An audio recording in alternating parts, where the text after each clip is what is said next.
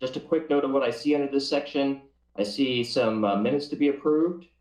And then we have some additional questions about both committee process and some about committee question and answer process in addition to that. So let's move forward in this section. And if we come to a spot where we think we're going to need some more time than we have on the agenda, we should have a discussion about how we want to handle that particular situation. So let's start first with the minutes. I'd like to take a quick poll real quick to see, has anybody on the committee not had the opportunity that they would like to be able to review the minutes for May 4th or the May 5th meetings? Please speak up if you don't think that you've had enough sufficient time to review those minutes. Okay, not hearing from anybody, let's go ahead and are there any comments or corrections to the minutes for the May 4th meeting?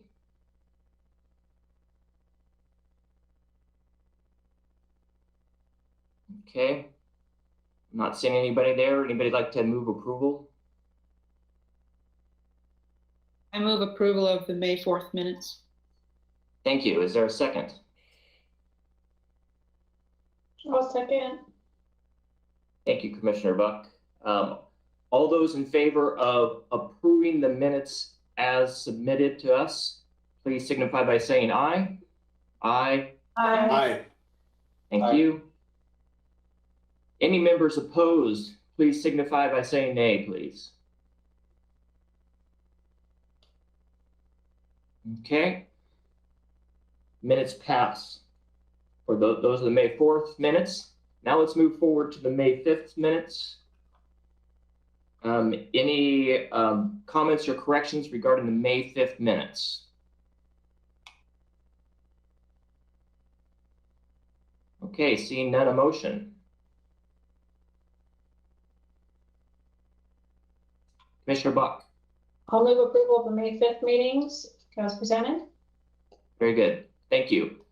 Is there a second? I'll second that motion. Thank you, Mr. Hazen. It's been moved and seconded to approve the minutes for the May 5th meeting as presented.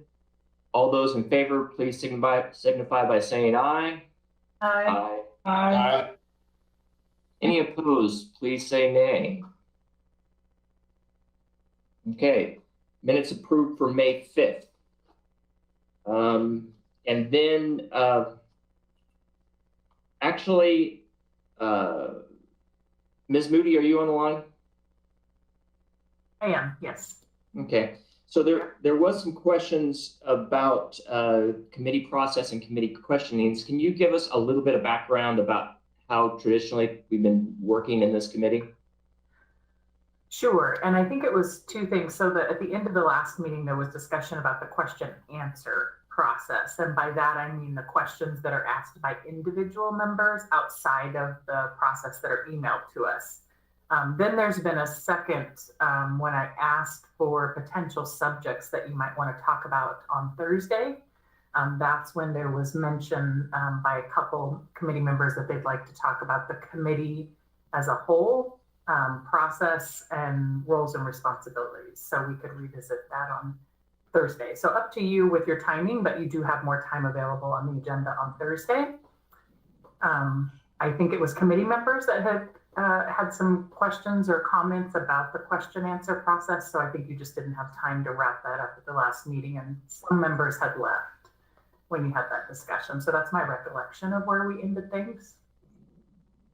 Excellent. So this is an area really for the committee to, I see two things here. First of all, we have a limited amount of time in this section for this particular meeting, and I'm looking at the agenda itself, and it's very long. So we need to set a priority about whether we want to have those discussions at this period of time and insert them into this agenda if they rise to that level of importance to be handled right now, or whether we should schedule to do those at the Thursday meeting this week. So I'm looking for input from the committee. Can somebody express their opinion on that? Commissioner Buck. Thank you, Chair. Part of our discussion at the end of the last meeting was regarding the excessive amount of questions that are coming into staff while we're through this budget meeting, and how much staff time it's taking to answer that many questions. It's highly unusual to have so many questions coming in, and when we get 15 minutes basically per question, if you add up all that time that's being spent, and we haven't even really gotten to a point where we allow all commissioners to, well, I guess we could submit questions at any time, but it just seems like the distribution of questions amongst the members is not necessarily equitable. And it's important that we also understand that it takes away a lot of staff time. I want to be as transparent as possible and make sure that our newest members have the answers to questions that are needed, but it's also important to know that if they're policy questions, that might be a little different than the purview of the budget committee. Excellent. And so if one of my questions was specifically about whether we should have that discussion now, and Commissioner Buck, it sounds like it may be important to have that discussion right now because we're at the process where new questions could come in. If we want to set some guardrails on ourselves, now would be the time to do it. Is that basically what you're saying? Yeah, I mean, we're currently spending staff time each day answering the questions that come in. And if there's a point where we need to say, you know, this is too much, or the earlier we say that, the earlier we're able to know exactly how much staff can dedicate to this and to their regular workload. Okay. So thank you, Commissioner Buck. I believe that there were two separate questions that Ms. Moody related to. One of them was the one Commissioner Buck brought up, and then there was another one that was specifically about the committee process and maybe in some broader terms, so I guess one of the questions is there somebody who could speak to a different subject about this other than the one Commissioner Buck just brought up? Was there another question that needs to be addressed? Yes, Commissioner Traeger. Thank you, Chair. I think the other question is a broader one, not necessarily related to this budget cycle, around just, and it came up tangentially in our morning meeting of commissioners around committee process, recruiting people, aligning expectations of the function of a committee, and they're different across different boards and commissions. So I think that's a broader question that may or may not even live with this committee, or in part only lives with this committee. I think it's a broader issue that the Board of County Commissioners are going to be looking at in the coming months, around structure of committees and whether we're recruiting in and aligning expectations of committee members with what the function of that committee is.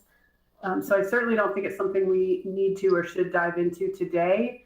And I'd hate to take away from substantive deliberative conversation about this budget on Thursday, but if there is some time to at least talk about what that process might look like in the future, or how this current committee members could be involved in it, that might be a good use of some of the time on Thursday. I will also just say that I'm perfectly willing to be part of a sort of ad hoc subcommittee group that, as the only person I think that has been in both a citizen appointed position and now a commissioner position on the budget committee specifically, have some unique perspective on that experience. So I'm happy to be part of some separate kind of ad hoc subcommittee group that talks about the budget committee in particular and what that experience is like for appointed members. Okay, so let's, hearing from that, I think what I'm proposing we do here is that we talk about the issue today in this first section. It's going to take a little bit longer time than we have on the agenda, but to deal with the question about questions from the committee that staff have to deal with. And the one that Ms. Traeger just referred to, we'll circle back at the end of the meeting, decide whether we want to see that on the Thursday agenda or if it should be handled differently. So let's move forward with the discussion right now in the meeting with regards to what Commissioner Buck paraphrased for us. And so what I'm looking for is additional discussion on this topic. And then if we need to make a motion and or put some some guidance in for ourselves on these. So we heard from Commissioner Buck on this. Is there anybody else who'd like to speak specifically about that topic that had to do about questions generated from this committee? Oh, yes. So Mr. Hazen. Sure, Chair Blobin, I would motion that discussion be picked up on Thursday, along with the broader process questions. As an appointed member of this group, I am interested in hearing a little bit from the other commissioners about the intent of this committee, also about the relevance of the questions that were asked so far. And I would also just note that 69 of the 75 questions that were asked before these proceedings began have now been answered by staff. I can speak personally. I don't think any more of those types of questions about the service option sheets will be posed at this time. So if that's a concern that something might change over the next couple of days, I hope that can allay those concerns. Okay, so Mr. Hazen, did you actually make a motion on that? Yeah, I would motion that we table that discussion until Thursday. Is there a second for that motion?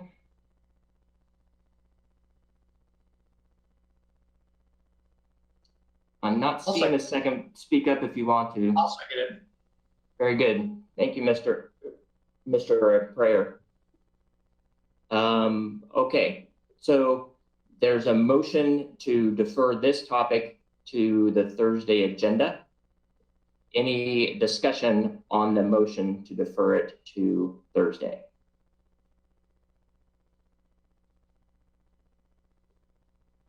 Okay, Joe Bernie. First, I apologize for being late. What's the difference? Depends on whether you feel like there's a difference or not, Joe. Oh, no, forgive me. I did not direct that to the chair. I was directing that to Chris. Is there a reason for is there a difference today or Thursday? Yeah, I'd like to get through the discussions today. I won't be able to join the end of today's meeting. I will be able to join more of Thursday's meeting. I'd like to be present for these discussions. Thank you very much. That's been answered. Any other discussion on moving this to Thursday?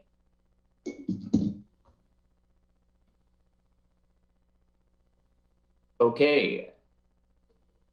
Seeing no additional discussion on that, all those in favor of the motion to move this discussion to the Thursday agenda, please signify by saying aye. Aye. Aye. All those opposed, please say nay. Nay. No. Well, guys, you're going to make it hard for me. Okay, I'm going to do a roll call on this real quick here. Can I ask a Okay. clarifying question, Chair? Yes, go ahead. It seems to me we're also against a time management. I'm not clear if people are wanting to have the conversation today because there's an urgency around it, but I'm also looking at the agenda and staff that we're expecting to present.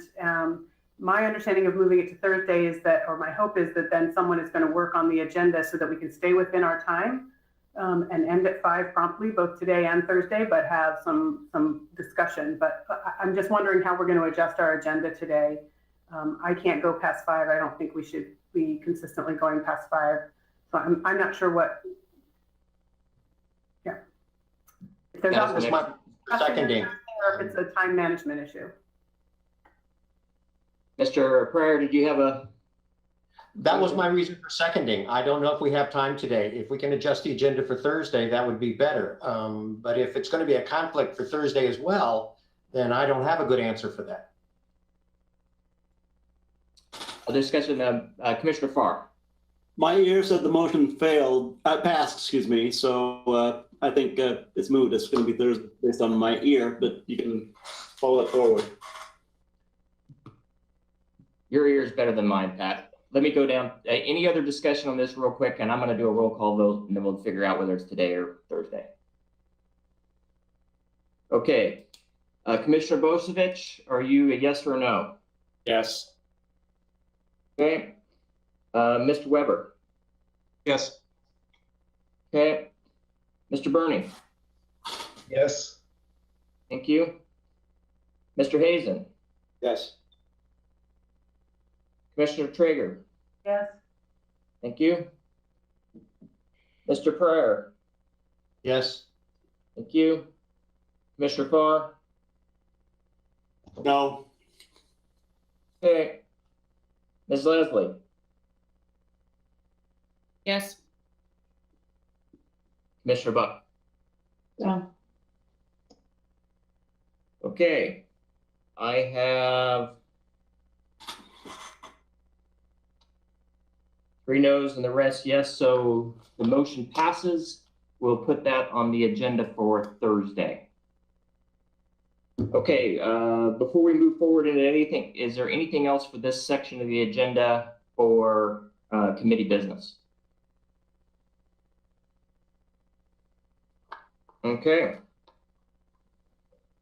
Next item up is technology services. Mr. Finch, are you online? Hey, good afternoon, everybody. We're here. Right. Let's see. I'll bring up a presentation here for you. All right. I'm just going to grab my cameras here. All right. Can everybody see my screen? Yes, thank you. All right. Thank you. So good afternoon. My name is Mike Finch. I'm the Director of Technology Services and Chief Information Officer for Lane County. I'm here with Lauren. Lauren, are you online? Yes, I'm here. Lauren Blythe, Senior Manager with Technology Services. All right, and today we're going to present to you the Technology Services budget for fiscal year 21-22. Really excited to present this story today as our technology team here is looking to be a good partner to our county through our budget. As you know more than any other time, see today technology is such a foundational element in everything we do. We have put together a budget to represent the services we bring the county in that mission and keeping us up and running with good tech. I'm gonna get my mouse back to where we're going. Really quick overview of our department. We're broken into 6 divisions: administration, customer service and support, business services, and then we have our infrastructure services, cybersecurity and compliance, and our regional radio group. We're going to go through those in just a minute and talk about them. And so moving on to how our budget is divvied up. We operate out of 2 funds. We have Fund 654, which is our operational fund. And that is resourced through countywide indirect for those shared services we have. We have some department direct that allow our departments to directly secure resources for supporting their needs, specific applications to the different business areas. Telecom fees for our telephone services. And then regional services, we operate a regional data center, which is consumed by the City of Eugene and the City of Springfield. And then we have Fund 653, which is our technology replacement fund, and I'll talk about that in just a second. For expenditures, so this slide lists some of the more significant changes in our budget this year. We're going to talk about those in the context of their just different areas, so I'll go through them, but it's really Microsoft 365 services, some vendor support and licensing, and then some changes in FTE to meet needs. So we're going to talk about those in just a second. And then moving into our year in review, Lauren. Thanks, Mike. So in the context of COVID-19 impacts, we've had what you see here is revenue loss of none yet, though we anticipate some impact from our regional services as our regional partners assess how they themselves have been impacted. It's likely going to cascade to us. Expenses is about $425,000 in expenses since July 1st of 2020, $400K of which has been reimbursed through the Coronavirus Relief Fund. About a third of those expenses were personnel and about 2/3 materials and supplies. Our workforce, as most of the rest of the county's workforce, we went remote to the rate of about 75%. We've been successful thus far at maintaining our service levels. Delays, yes, there have been delays and impacts to other projects and plans, most significantly or most notably Windows 10 upgrades, Microsoft 365 deployment, and there were some department-specific projects impacted by the pandemic. All right, thanks, Lauren. For holiday farm fire impacts, so yeah, our response to supporting our emergency operations center and helping with analytics and work there, about 116,000, mostly in personnel costs supporting that from an expense perspective. I think from a workforce workload and long-term recovery aspect, most of that work is now moved into planned mode, and I don't think there were any significant impacts that we haven't been able to accommodate from that perspective. Quick update on capital improvement planning. Just a few highlights here. This coming year, we're going to be replacing our uninterruptible power supply, the batteries, the battery bank in the data center that basically if we experience a power flux or a power outage, those batteries make sure our entire data center stays online and all those critical services are up and running while that transfers over to a generator. Those batteries, this is a planned change of those batteries. So that's that project. And then we're pre-planning right now for updating and upgrading and modernizing our employee internal portal. We call it Inside Lane here, but where all that shared content is. And then a service management system, really modernizing our ticketing and user service requests and tracking systems. So there's a couple on the horizon here that we're planning for.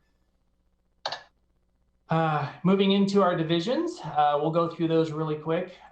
So our administration division, which we showed in the earlier slide there, this is managed by Kelly Barlow, and this is our group of professionals that keep our department humming with budgeting, accounts receivable, payroll, purchasing, contracts, all those services we need to make sure that everybody's supported in the work they're doing, and we keep those contracts rolling and the dollars and cents moving around. That technology replacement fund, Fund 653, I mentioned earlier.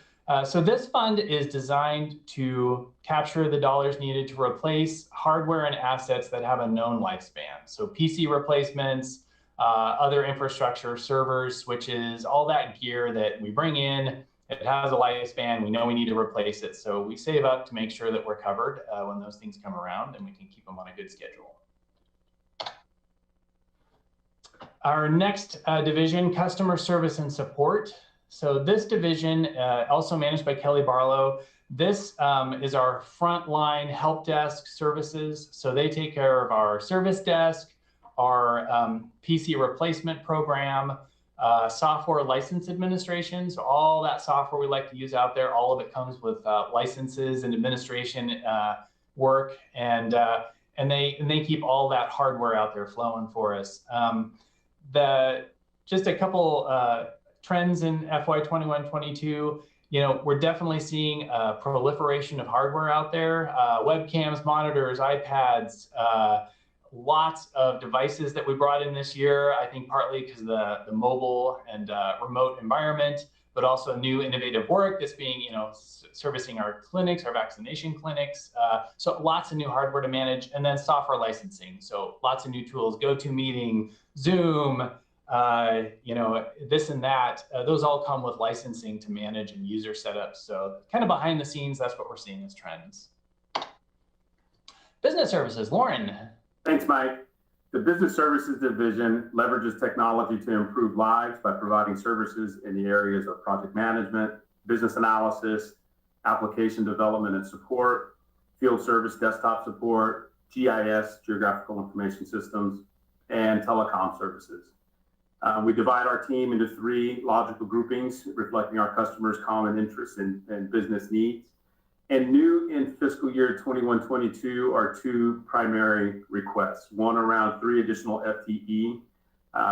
We recognize with the increase in the number of in the amount of the workforce for Lane County, as well as the increased demand for technology services, this staff is needed to help us keep up with critical demand for those services. And the other request is $75,000 in ongoing annual support for PeopleSoft to arm our staff with the additional resources they need to support our enterprise system for HR and finance.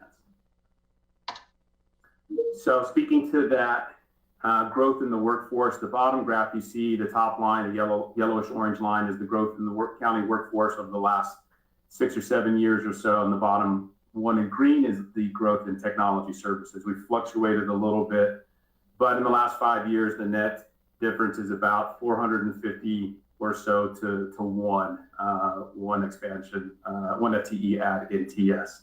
That top line does include extra help and temporary folks.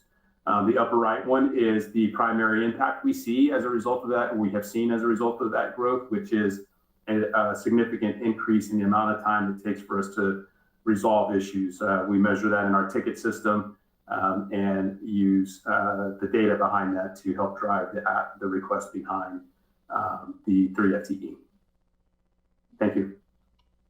All right, thank you. So Technology Infrastructure Services, this is managed by Cheryl Reedy. This team does all the back-end work, keeping the lights blinking, the ones and zeros flowing. It's server hosting in the data center there, physical and virtual servers, networking gear. Networks are what keep all of us connected and communicating and working together. Data, so storing data, backing up and restoring it, disaster recovery. Data center, that uninterruptible power supply. Say that fast 10 times. Email services, Active Directory. So that's some of the area where all that infrastructure is humming. New in fiscal year 21-22, this is that 100,000 one-time increase for professional services for Microsoft 365 implementation. So we did a lot of implementation work this year. In the coming year, it's getting us onto OneDrive, into Cloud, Azure, server services, a lot of projects to get done, and also cybersecurity, which comes with that package. So that's where that increase is attributed. Cybersecurity and compliance. This is Kim Morgan, our security manager. She oversees a team here of 5 folks, including her, that basically make sure we're being safe when we click, that we have policies and procedures that make sure we're meeting our compliance needs, HIPAA, CJIS, personal protected information. You heard about all of these compliance needs out there. And so this program is really dedicated to making sure that happens. But they also do a lot of operational work. They do physical access. So your badges that open doors out there, this team is helping manage all of that access out there and setting that up for folks. Public records requests. So they do a lot of work.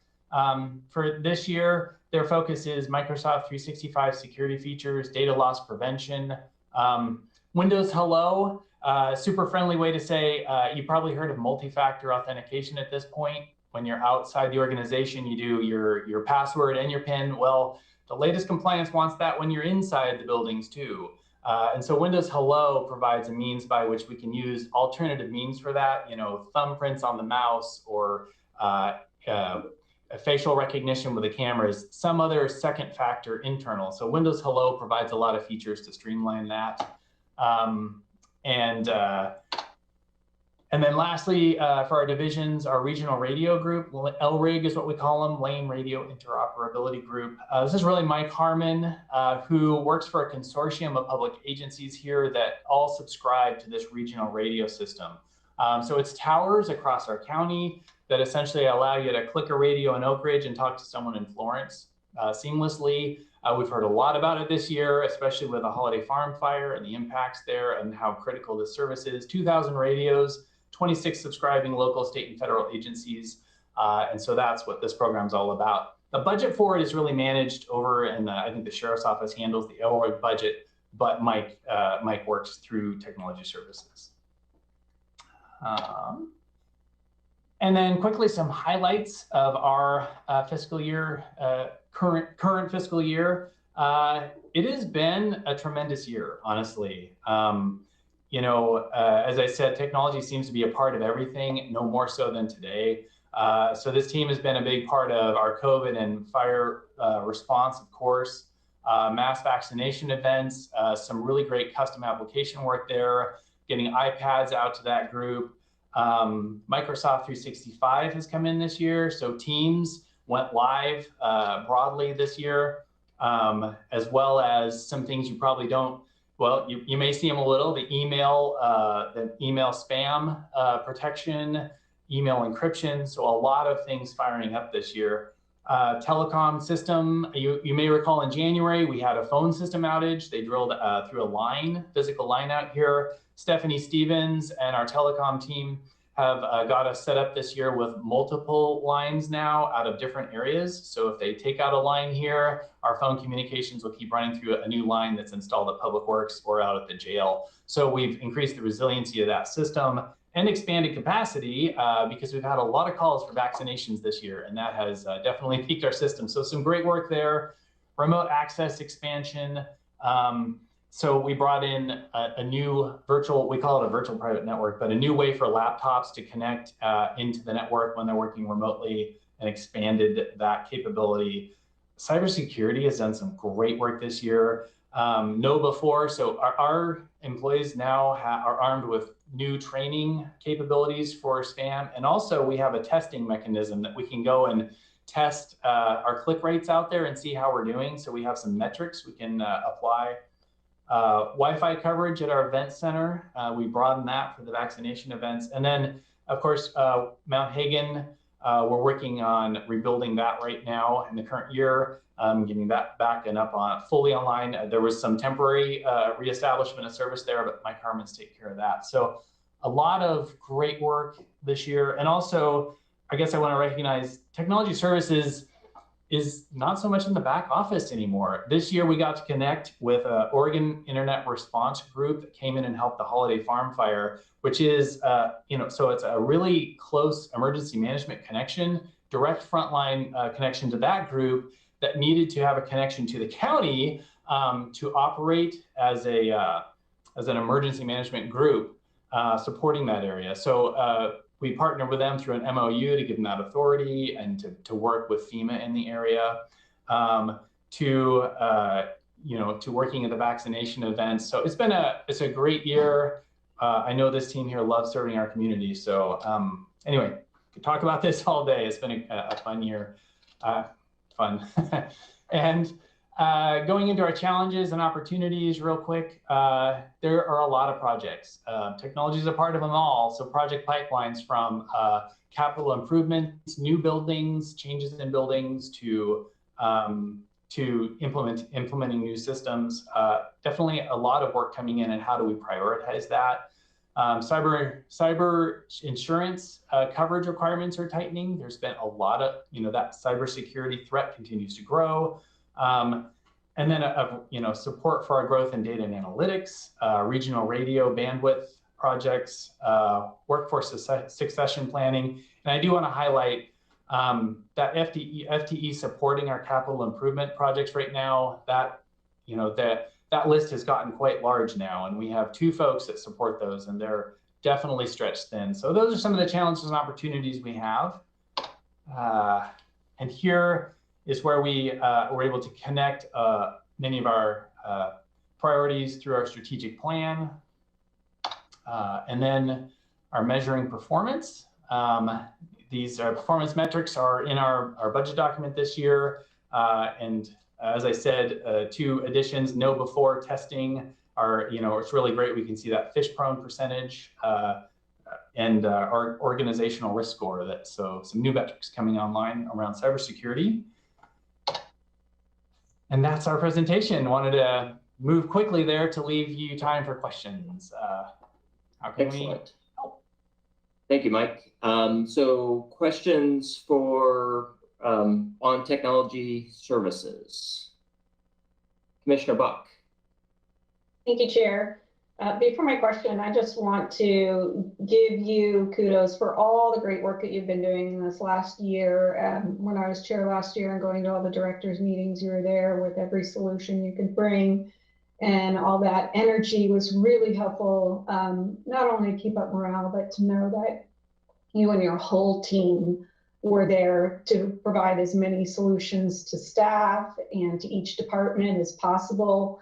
I can't say enough about all that effort and appreciate it very, very much. I think it's helped in critical timing, not only for the pandemic, but for the wildfire.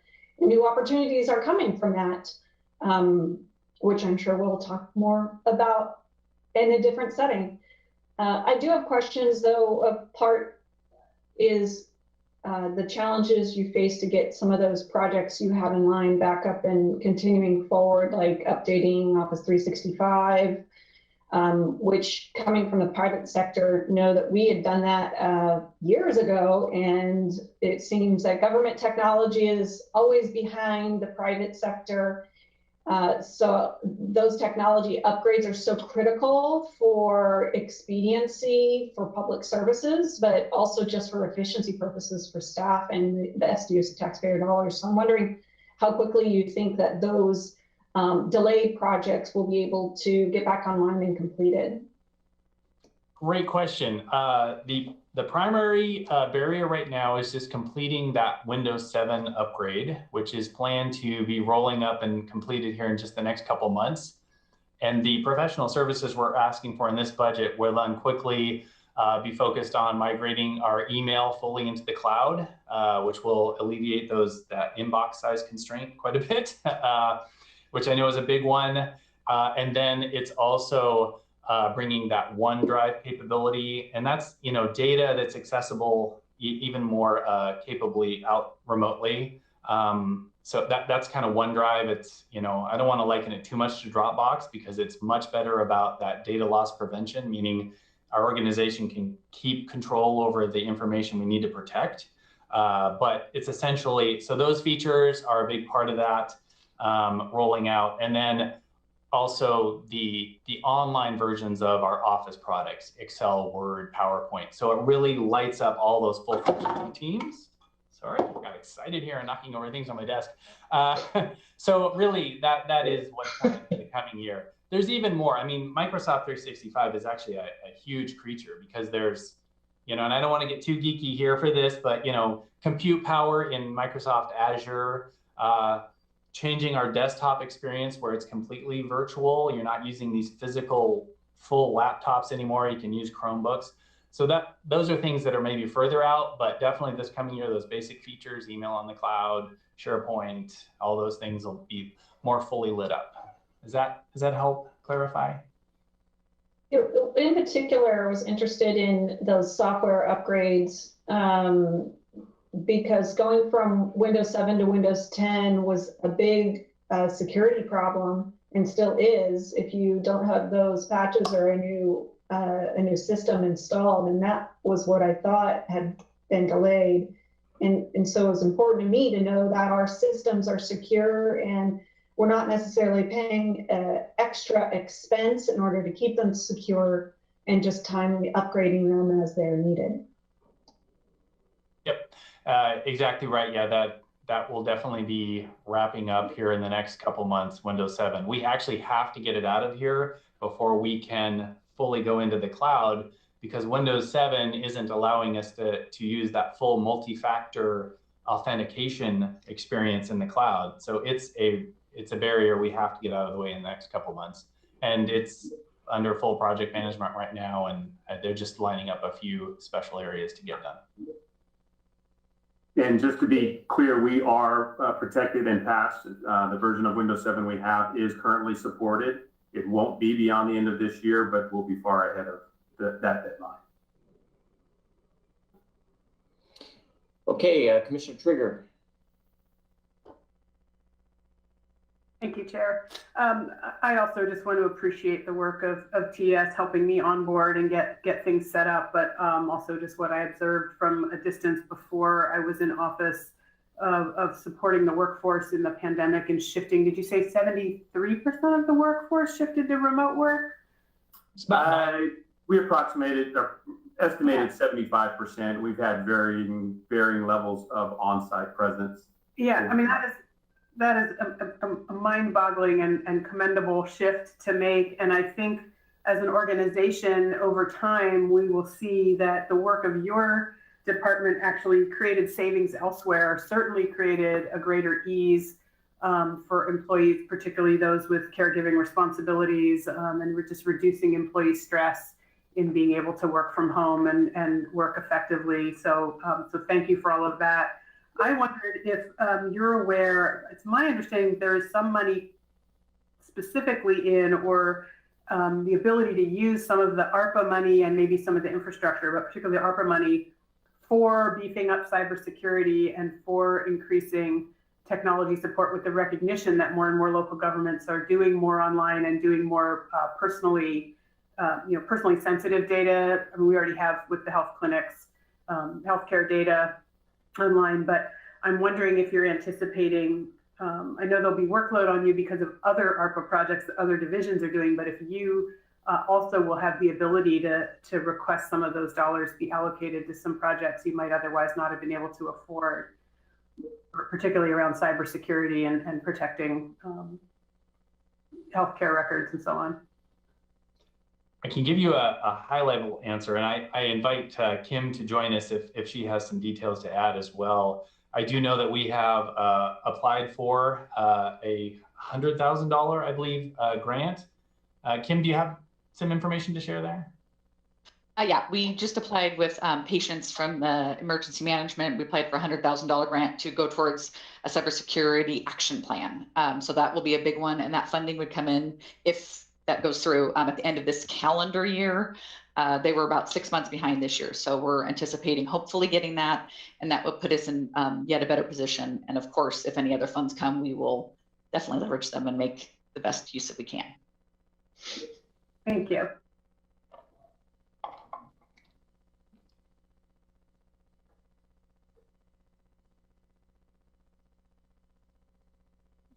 You were muted, her, but I think you said I did say Commissioner Burning. Yes, go ahead.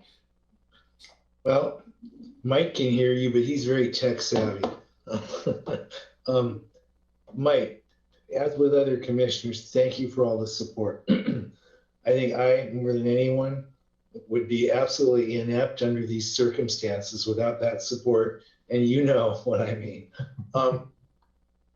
Is this the most efficient budget you could provide in order to accomplish the objectives of the department this next year? Is this the most efficient budget? Is that what you asked? Yeah. I mean, yes. That's question one. Mm-hmm. So I would say yes, and I would like to shine the light on some great work by our budget team who have been partnering over the last several years to drive some significant improvements in our budget process. I know they work closely with the budget office to increase our planning and our communication capabilities. So we spent a great deal of time in the fall meeting with each director and really upping our game with communication this year. So yeah, I want to give kudos to our budget team who've really worked hard to bring better clarity to our budget than ever before, and to try to make it as clear as possible. I hope that answers your question. It more than answers my question. I've noticed some departments are entirely dependent upon sources of funding external to the county. And I heard Kim say that, you're going to go after whatever you can. What % of your budget comes from county taxpayers? Is it part of the general budget? And what % is through grants or other, soft money, let's call it? I would say most all of our funding comes through county direct or indirect services. We do collect some regional revenues from our regional data centers. So we do share costs with the city of Eugene and Springfield for those services where we can still share infrastructure. So we do a really good job there where it's still possible. Technology keeps changing and making that harder, but they do a great job there. And then, yeah, we're leveraging grants where we can, but yeah, the majority of our funding is through the county. That's what I thought, but when I heard you talking about that, that's all for now, Chair. Thank you. I may have a couple more. Any other questions for technology services? Real quick, Mike, for me. Kudos on upping your game with IT security awareness. KnowBe4 is a great product. I encourage you to leverage it up towards its upper extent. I've found from other organizations that users actually appreciate that training because it gives them the tools that they need to be able to address emails as they're coming into their mailbox all day long. And so firing off 2 or 3 trainings a month is not a bad idea. and their fish and fish alert button functionalities built into Outlook are fabulous. And obviously you're watching your fish prone scores and hopefully following up with their clicker training for those people who could use a little bit more training to help them address emails as they come in. One of my questions for you is specifically whether you feel like you're getting the budgetary financial support to be able to actually move forward your updates a little bit. So, Windows 10 was end of life in January 14th of 2020. We're now in 2021. Now you still got extended support. You got extra on Windows 7, but that's not the right place for the county to be. So hopefully you're working towards moving those time points forward and getting ahead of the game. And I think you've got budget support, or at least everybody's appreciating the work you're doing. So please take advantage of that to move forward in that. Get that Windows 7 out of here, obviously. And then can you talk a little bit about, just real quick, because I haven't heard very much about old school infrastructure that has directly related to cybersecurity, like network segregation, those type of things. Are you doing more of that than you were previously? You got things like SolarWinds coming at you and all the rest of those that are, basically help if you've got your network divided up and physically, well, not physically, logically separated and protected. So are you making progress in that area? I'll give you a high level answer, but that may be one I want to be more thoughtful and maybe take that question back and get you a little bit more of a detailed answer. At a high level, you'd asked, is the county supporting us and resourcing us? I would say yes. In general, as we hear the message very regularly, we don't have all the resources to do everything we need to do, but we make great use of the resources we have and optimally. And so from a county overall perspective and where we're allocating our priorities, yeah, the county makes this an important priority to the best extent we have resources to do. So that's a really good thing. Windows 10, really quick, yeah, that was a COVID impacted project. And it was partly from resources being consumed, but also hardware became scarce and hard to get. So that it really just pushed us out a year, and we're on track to get that done. And then the network segmentation and some of those other things. Yeah, let me dive into that with my team and get you an answer. Overall, yes, they're making good progress. You mentioned SolarWinds, some of those escalating threats.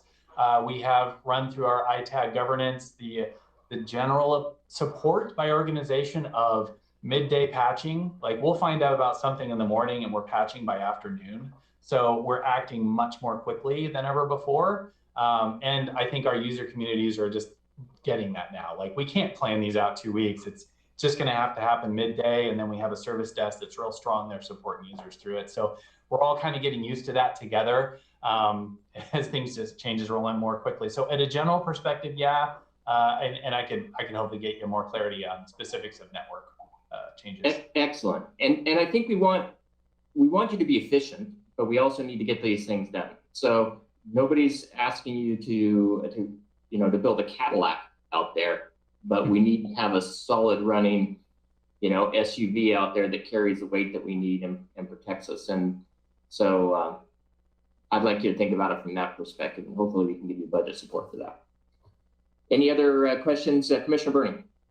Herb, I just want you to know that when you are describing old school or dinosaurs, it's still all Greek to me. So thank you for all the support, Mike. It's our pleasure. Okay. Thank you all. I know my team's on here. I couldn't be more proud of the work of these folks. They are amazing, and thank you for the appreciation. I know they really appreciate it. Excellent. And thank you, Lauren. You've helped me a ton. Okay, let's move forward. Mr. Finchset, looks like you're on the agenda again for the data and analytics section. Yes. Let me momentarily stop sharing here and bring up my other slide deck here in just 1 second.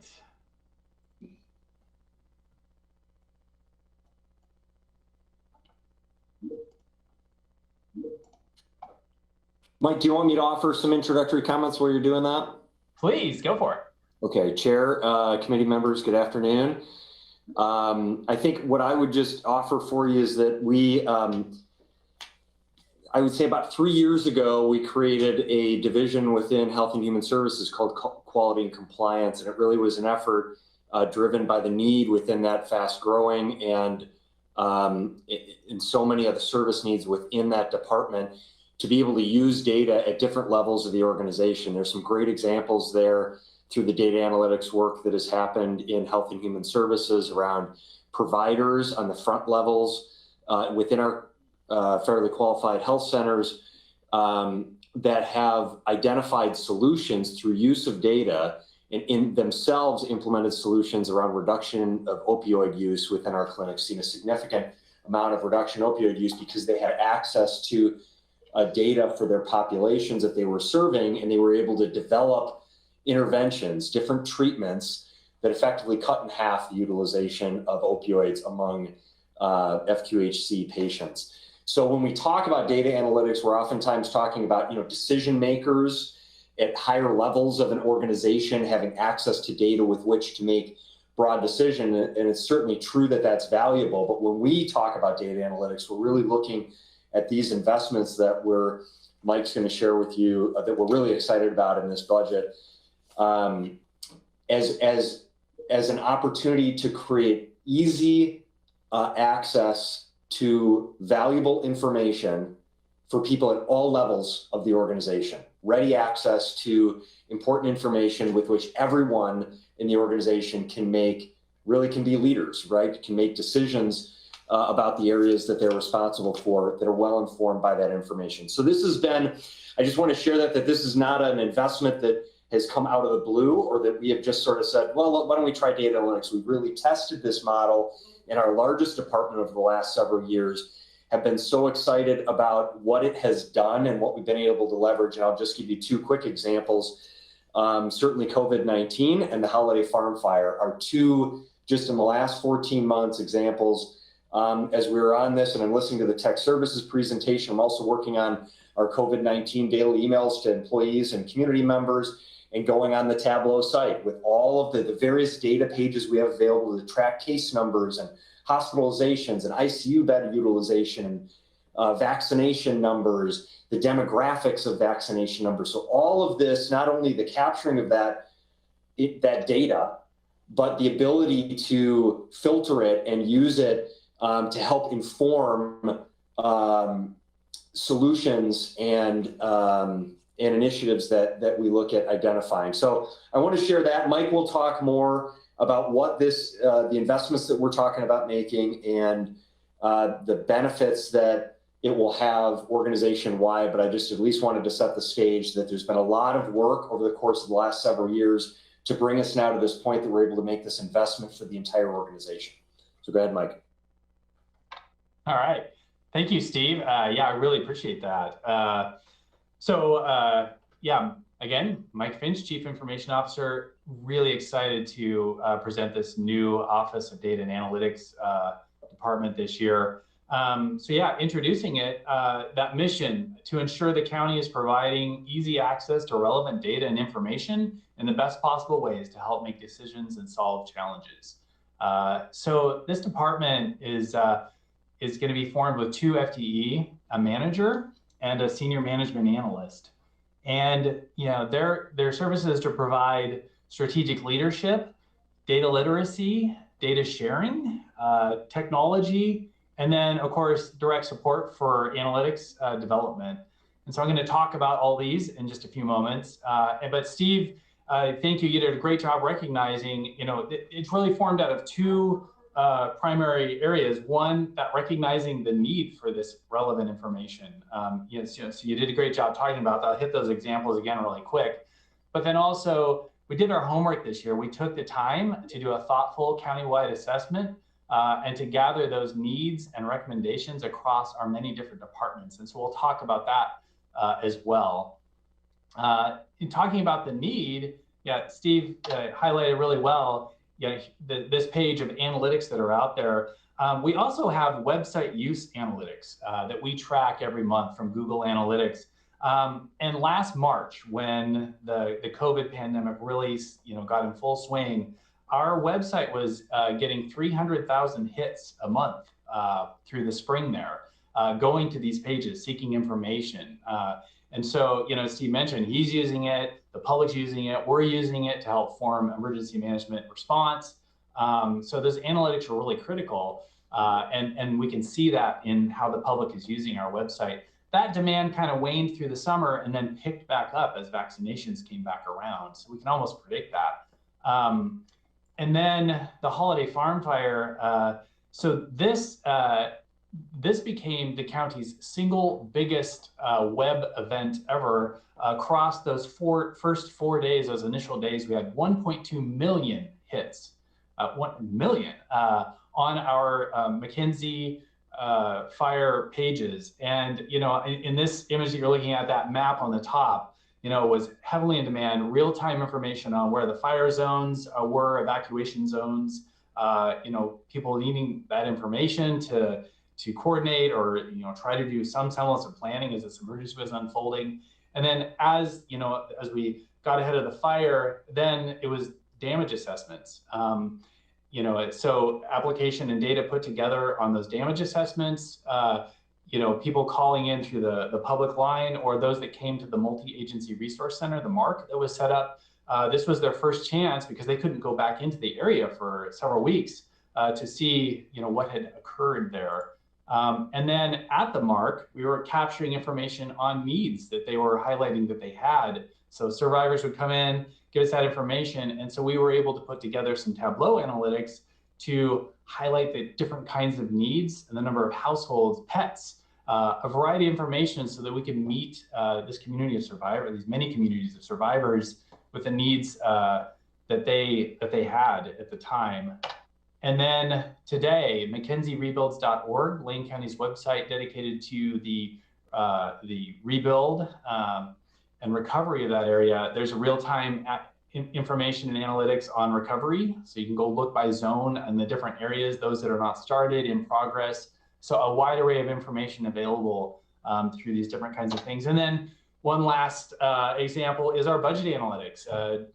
Our budget office has put forth the interactive budget information, and this is just a good example of relevant data, and it's interactive. You can go in and you can start doing your own sort of analytics on it as well as consume what's there. So just a few examples of how we're using it more and more, and the demand's going up for this.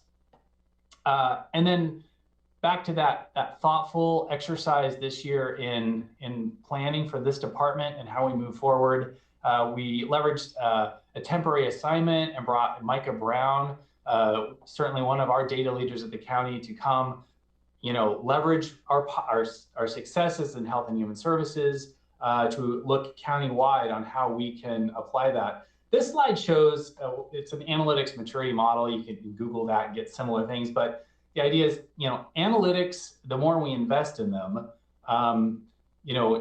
it's learning how to read, understand, and communicate what data is telling us. And so as we start moving more into analytics, you first can start seeing what happened. You kind of move into that reactive mode. What's happening? Why did it happen? How can we react to these things?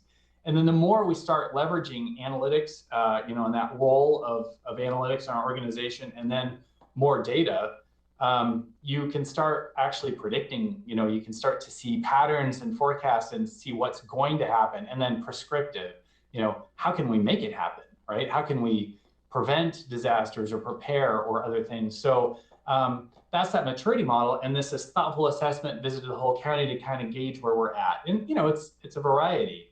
And that formed the services of this department. And I think it's helpful to think of it a little bit like emergency management. The Office of Emergency Management was established. Our work across the county in data and analytics is distributed and at different levels. And so, emergency management, similar to this, becomes a beacon of focus for all those different efforts throughout the county so that we can start aligning them with a common vision, our strategic plan, and craft a data work plan more broadly. And then, data literacy, that means, knowing how to ask questions of data, how to communicate meaning to others using it, And then data science, it's knowing what data we're not capturing that we need to. So a lot of times we need to capture the information so that we can actually plan for leveraging it for decision making, and then sharing. So communities of sharing, so distributed groups out there doing it. So data user groups, collaboration. And then Lane County has a lot of data, but we don't have all the data. The University of Oregon has data, the city of Eugene. So we need to actually share information community-wide as well. And people have information, but it's not always easy to get them to share it. That's something you have to really coax out of people and build structures that people have confidence in, that they can give this data here, it'll be secure, it'll be used responsibly. So that's a big part of it. Of course, the technology, technology has a big role in bringing forth data platforms, warehouses, so that, great, we have tools that can generate analytics really fast, but we need a lot of data to feed them. And that takes infrastructure and planning and cataloging. So, and then of course, analytics development. So I'm moving quickly, so you have a few minutes for questions, but those are the services. These are the budget details. So general fund is, where the revenue is coming from, and then it'll move into the countywide indirect plan, like most central services. And then the personal expense slide here. So here's some of the budget details. And then the future challenges and opportunities. It's connecting that distributed workforce so that they're all getting that learning and training they need in that community, sharing data across our organization. As I mentioned, we don't have it all, so we really need leadership in our region to bring that all together, building data literacy at all levels, and investing in technology and tools and data infrastructure. So those are our challenges and opportunities, and where we plugged the work of this office into our strategic plan. And questions? Excellent. Questions for the data analytics section? Mr. Hazen.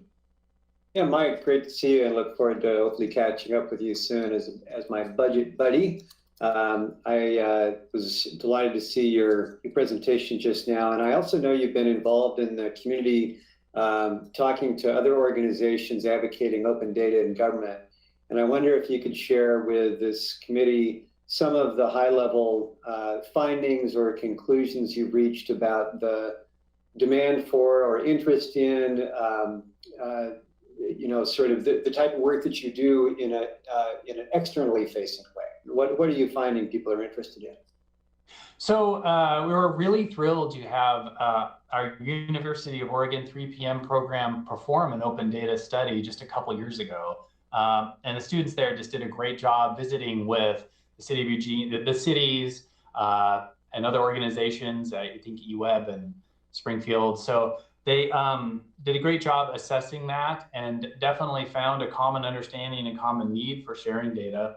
I will also mention, we are fortunate in this region to have a rich history of sharing data, especially in the geographical side. So LCOG hosts a regional consortium called the Lane Geographic Data Consortium, which has actually decades of history in sharing geographical land information, so that's leveraged heavily. So we actually, as a community, have a pretty good legacy of sharing and recognizing the importance of community data sets, but that can be broadened. And so, yeah, it's really, we recognize the need and the opportunity, and I think this office has an opportunity and a role to play similar to emergency management. Like emergency preparedness is everybody's job, but it's not their job to do for them. It's theirs to be a partner and bring them forward in that. I hope that is helpful.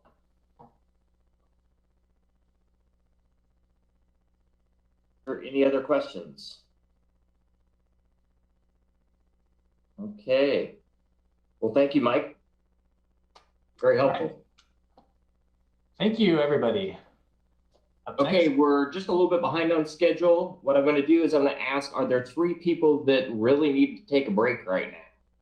If there's not, then we'll move forward. I'm not seeing 3 people, so we're going to move forward. If you got to step away from camera a little bit, go ahead and do that. We're going to go ahead and move forward. Ms. Holmes, take her away. Thank you. Greetings, Chair Blodman and Budget Committee members. My name is Alana Holmes, and I'm the Chief Human Resources Officer for Lane County. I want to thank you for the opportunity to discuss our HR department budget. Presenting with me today are Ingrid Wood, Labor Relations Manager, Ryan McBride, our Talent Manager, and Crystal Tuller, our Workforce Wellness Manager. Next slide. Lane County Human Resources is dedicated to creating a workplace where all employees thrive. Talent management, labor relations, and workforce wellness solutions provide exceptional service by focusing on solutions through collaborative relationships that promote equity, respect, integrity, and innovation. So we're a smaller department compared to some of the others that you've already heard from, with just 24 FTE, and we cover a broad variety of work. And just a snippet as we go into the conversations you'll hear about across our different divisions, some examples of the day-to-day work that we've been involved with this year. So far, this fiscal year, we have processed over 5,041 applications for folks that are interested in coming to work for Lane County. On the other end of that spectrum, we have filled 491 positions. And during this time of the pandemic, we have processed over 695 leaves for Lane County employees. So that's just day-to-day in the background that a lot of people don't think about while we're tending to a lot of other support work with our departments. I do want to take a moment and highlight the incredible talent we have in HR. I am so fortunate to lead a group of this caliber who exemplify our core behaviors of a drive to connect, a passion to serve, and focus on solutions. Next slide. So we're basically funded through the county indirect revenue plan, with additional funding coming through fund transfers and training fees and charges. Next slide. And our department expenditures are really in just two categories, personnel and M&S. And the increase in M&S does include a contract trainer that we're bringing on board to help facilitate Equity 101 training for all employees in Lane County. Next slide. So of course we look at, like all of the other departments, a reflection on impacts due to the pandemic. And we've had to find ways to structure our work and deliver services in different ways as well. A few things I would call attention to in our work has been a lot of time and attention focused on the creation and implementation of policies, procedures, creating FAQs for supervisors, managers, employees, providing training either to help folks live more comfortably in a virtual world or for compliance reasons under state law. And while we've done all of that, it's been really front and center for us, an awareness that we need to be recognizing the unique needs of our workforce, as employees have been striving to balance many needs during this very unusual time. Additionally, I mentioned leaves being processed. 350 COVID leaves were processed during this time, and that does exceed our annual average in any given year. And I think, again, it's just a reflection of the different ways people were trying to balance work, caregiving responsibilities, and just, having medical conditions to deal with. We've also staffed 3 employees at the EOC in various roles throughout this time. And certainly all of these are demonstrations of us helping to support a hybrid workforce. As you've heard already, there was such a rapid move to have so many people be able to work in a variety of different ways. And with that comes unique challenges and opportunities for managers and employees to really be supporting their teams, and for us to help support them in doing so. So as we look forward to reflections on the holiday farm fire impacts, it's the next slide.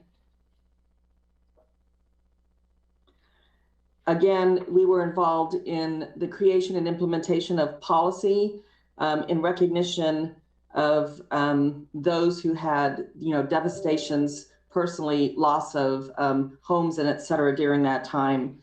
That did increase our workload, and that was just to help support everyone through this. At that time, if you reflect, we also had a large part of our workforce that was just kind of in this ready to evacuate frame of mind. It seems like a long time ago, but if we all take ourselves back there, a lot of people were like, what's going to happen? They're trying to work. Do I need to be ready to leave? What's happening to my home? I have to be ready with my kids, my pets, my family, etc. And so we were also helping folks navigate through that so that they could try to be focused on work, but also be ready at any given time to deal with the devastations of the wildfire.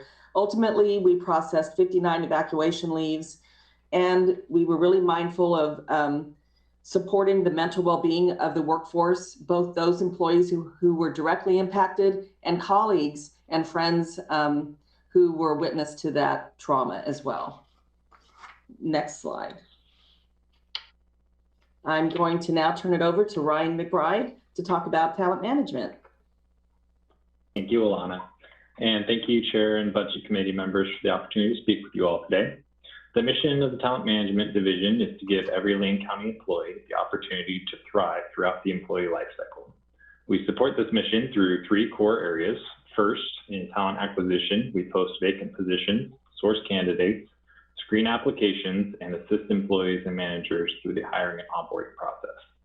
Second, in talent development, we provide individual and organizational training and guidance to our workforce, manage the county learning management system, and advance employee engagement and diversity, equity, and inclusion initiatives.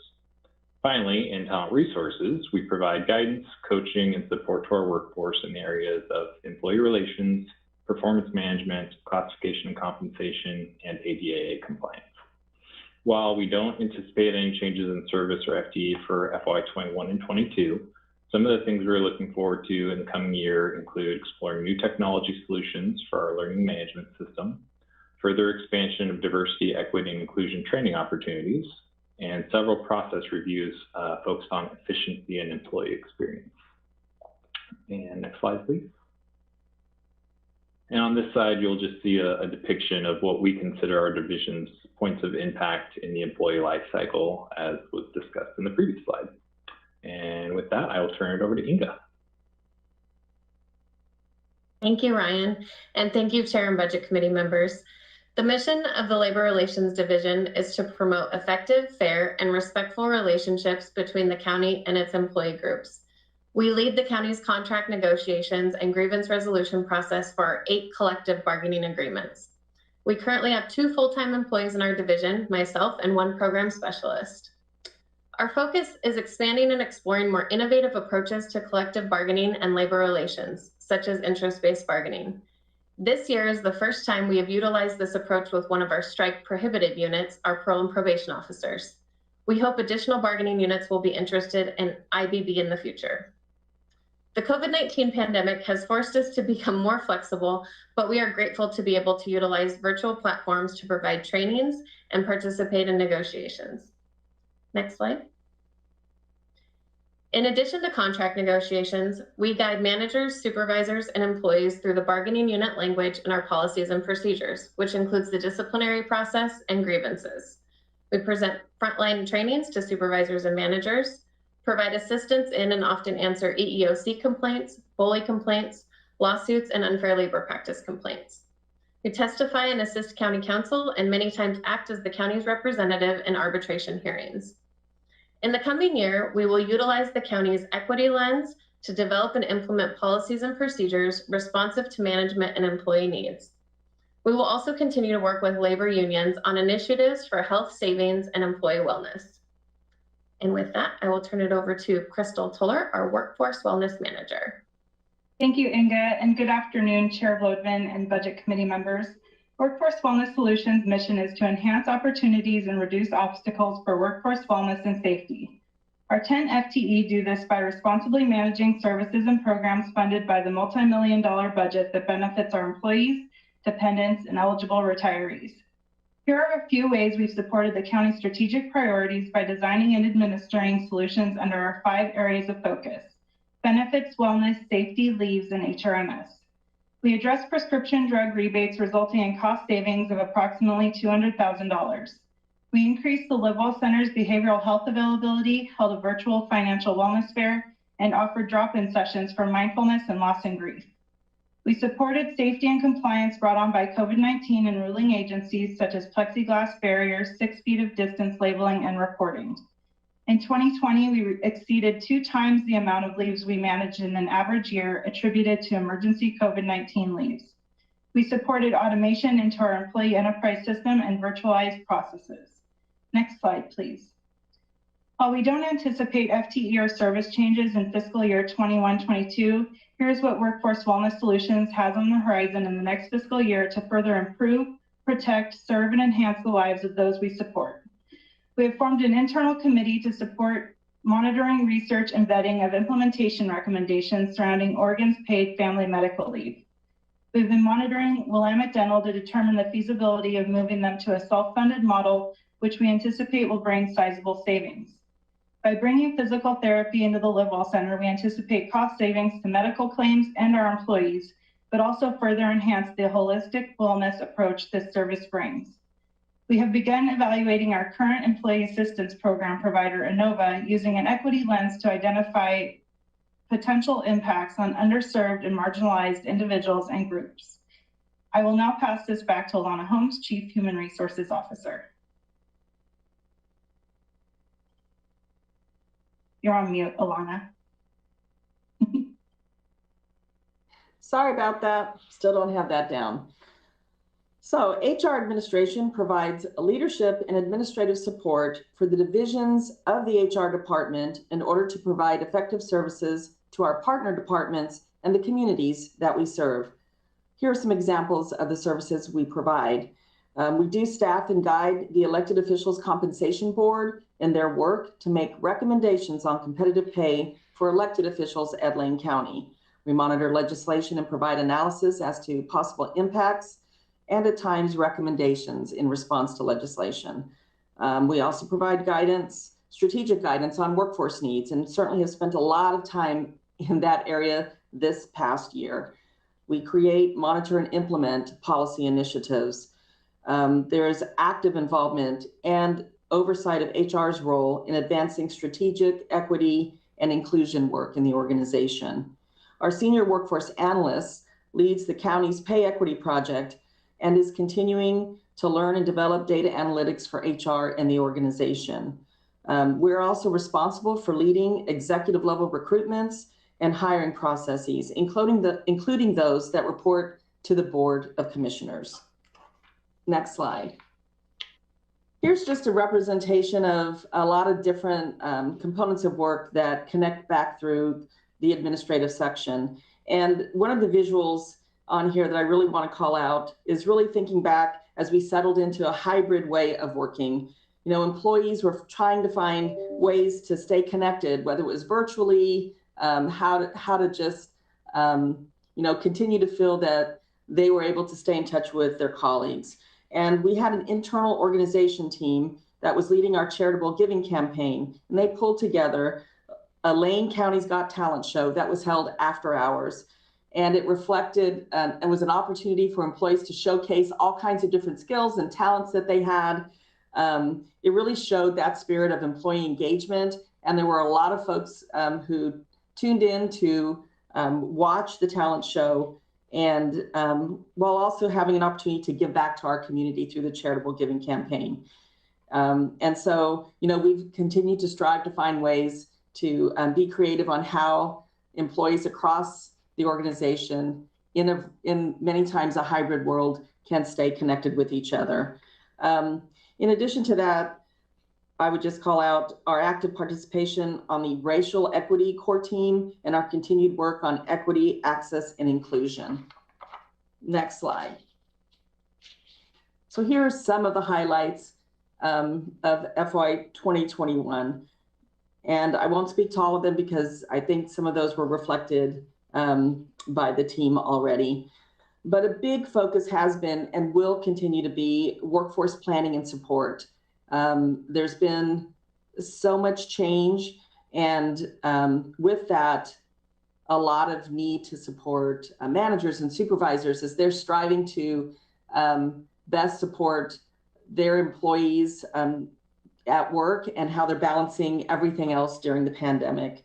And as we're looking to transition right now into some areas that are still hybrid and others that are coming back to work in their physical locations. Currently, we're leading the countywide workforce transition team to help in those efforts. This fiscal year, we were also able to start pilots for 3 employee resource groups, the ERGs. And so that is something that is also here to help really invest in employees and have folks who are seeking a place of interest start with child caregiver connections, the LGBTQIA plus group, as well as a BIPOC employee relations group. So very excited for those initiatives. We've also done a lot of work to implement requirements from Oregon OSHA and the Oregon Health Authority at any given time through this past year. And those could change at a moment's notice. You do something on a Monday and literally sometimes Wednesday and Thursday, we'd find out we would have to refine what we were doing. And a lot of appreciation and shout outs to partnerships with other departments in the organization, including facilities, TS, County Council, Health and Human Services. These were truly team efforts across the organization to ensure a healthy and safe workspace.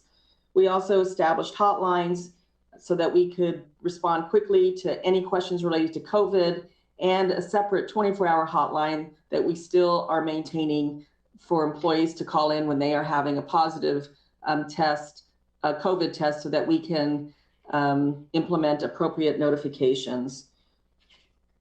Next slide. So future challenges and opportunities. As we move ahead, our overall focus is on resilience, adaptability, and engagement. Trends for this next year include ways to support the mental, physical, and financial well-being of our employees as they adjust to the experiences of this past year. And I think that work is critical and a reflection of what I didn't call out on the last slide, which is our being recognized as, in the large employer category, the 2nd healthiest employer in the state of Oregon, and in the top 100 healthiest employers in the nation. And we will continue with that focus to support our workforce. You heard Crystal talk a little bit about the work to come on the Oregon Paid Family Medical Leave Act that has passed. And just today, we've heard that there are some changes coming as far as the timeline. So we have a lot of monitoring to do there. And we anticipate that medical leave will add approximately 500 new claims a year to the work that the team is already doing. There are opportunities that we're hoping to see in one-time investments that maximize efficiencies, transparency, and boost customer service, such as digital transformation via electronic workflows and digital records. Also, we're searching for a new learning management system as we look at updated technology platforms and options that can be provided so we can best train and develop our staff. And as the county direct services continue to expand, we must be mindful of the internal infrastructure that is needed to ensure adequate customer support. As we move forward with the county's equity strategic plan, we will need to assess the ongoing area of training and development in support of some new curriculum requirements.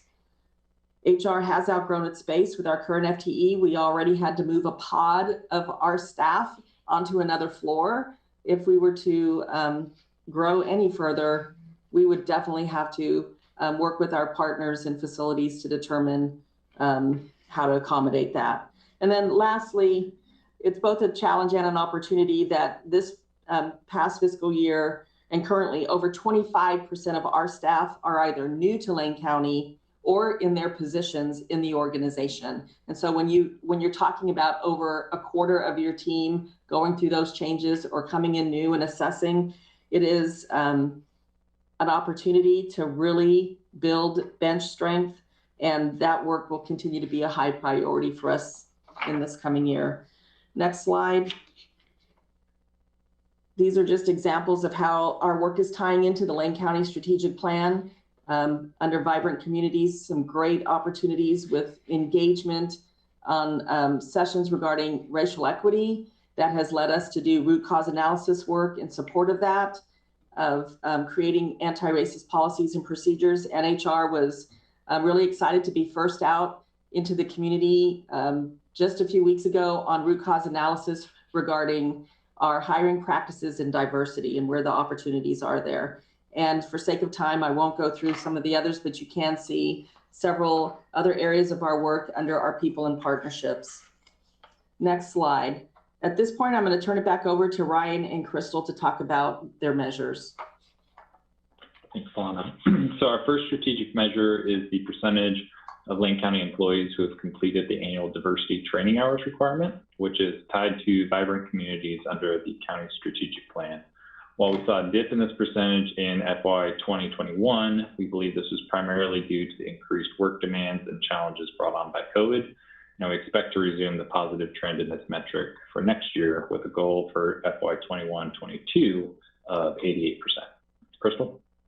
Thank you, Ryan. Our second strategic measure is percentages of preventive care compliance compared to national norms, tied to our people and partnerships strategic priority. Lane County is dedicated to the wellness of the 4,800 participants it covers. We have an opportunity to improve employee preventative care compliance by working closely with our health partners such as Pacific Source and the LiveWell Center on preventative care promotions. At a projected 510 preventative care visits per 1,000 in 2021, we are well below the national norms of 599 visits per 1,000. Screenings can provide early detection, in turn supporting the wellness of employees, their dependents, and have a positive effect on claims and costs. I will now turn it back to Alana Holmes. Thanks, Crystal.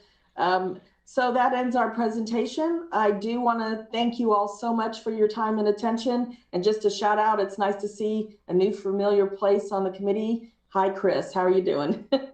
Anyway, happy to take questions at this time. Excellent.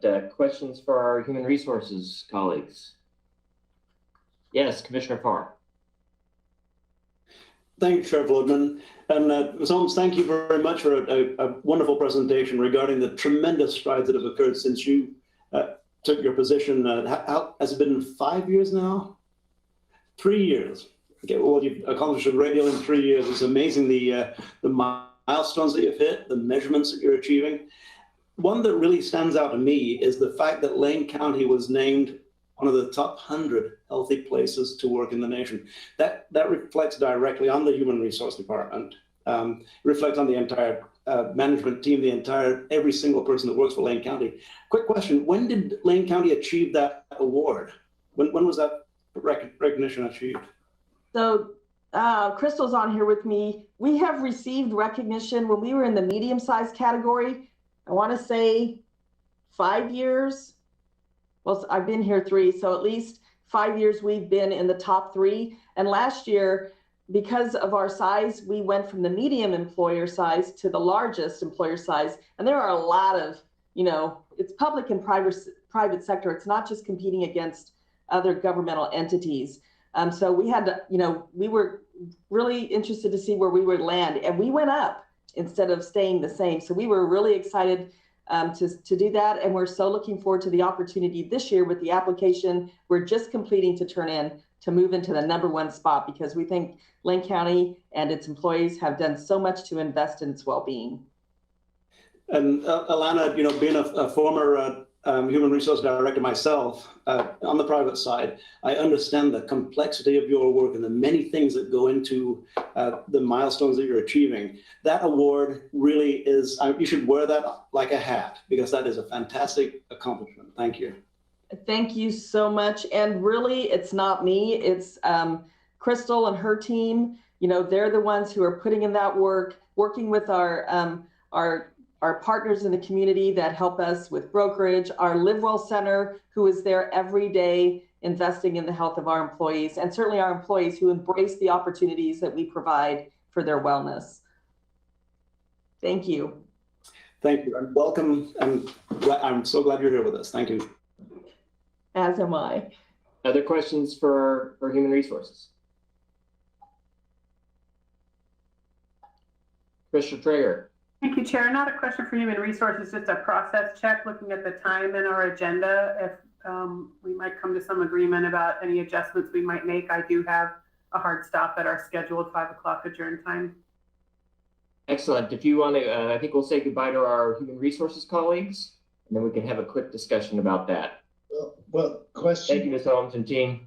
Thank you. Oh, Commissioner Burney. I'm sorry. So, Alana or whomever, you know I'm a big supporter, right? I mean, everything I say is in that context.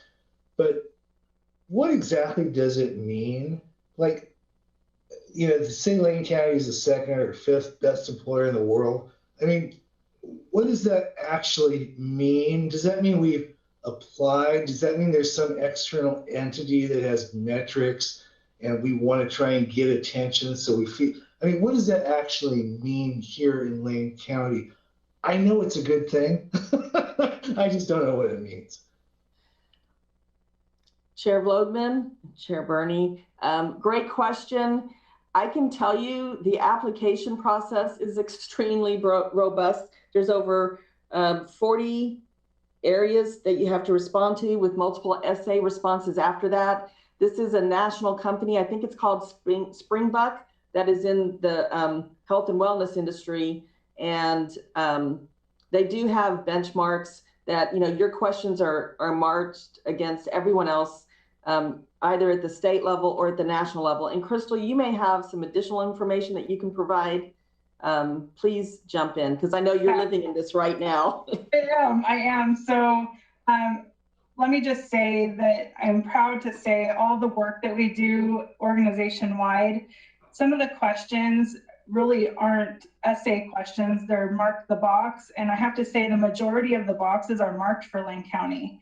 And so we could put together a summary of the kind of questions we're answering just to give you an overview of those questions that we're marking yes to, but it just is a reflection of the hard work that we do here at the county and the support that we have with our employees, the Live Well Center, leadership, and how we match up with other employers in Oregon and then across the country. But you're right, you do have to apply for it.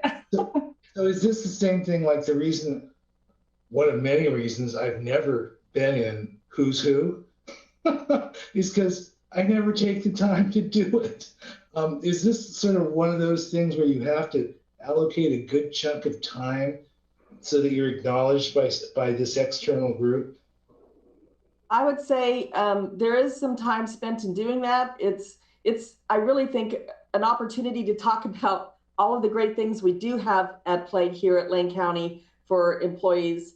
You know, again, emotional, physical, financial, mental well-being. And a lot of organizations participate in the state of Oregon. I mean, we're talking large state organizations in the public sector, our partners at the city level here, and eWeb. I mean, it's everybody really participates in that, which I think allows us to really have good markers against those that, you know, we recruit and try to find employees to come to work here. And certainly that part of our ability to share where we sit with our employee benefits and wellness is something good to talk about. No, absolutely. I have no more questions. I understand the clock is ticking. I was just curious. Thank you. Thank you, Ms. Holmes. Thank you so much. So let's have a quick committee discussion here real quick. We're about 25 minutes behind time. Commissioner Triggers brought up a good point that she's got a hard stop at 5 o'clock, and Mr. Hazen's already dropped off the line. And so let's have a discussion about what we want to do with with this agenda. Commissioner Trigger, do you have a recommendation to go along with your question? No, I'm just concerned it's happened before, and I want to make sure, you know, staff has been told how much time they have. I just think time management at meetings, and I don't want to cut somebody else short when other staff have had time to present. So I'm putting it out to the group, and I don't want to also just compound the problem by spending time talking about time management. But here we are, a full presentation's worth of time behind. You know, I know we can always go back and watch the meetings, but that's a time management on a personal level too, whether we've budgeted time to go back and watch 40 minutes of a video of a meeting that had a time certain stop. So. Absolutely. So I'll accept recommendations. Commissioner Bosevich. So our Thursday meeting's got 2 to be determined spots in it. Is there, would the administrator like to suggest maybe if there's a presentation that can be rolled to Thursday?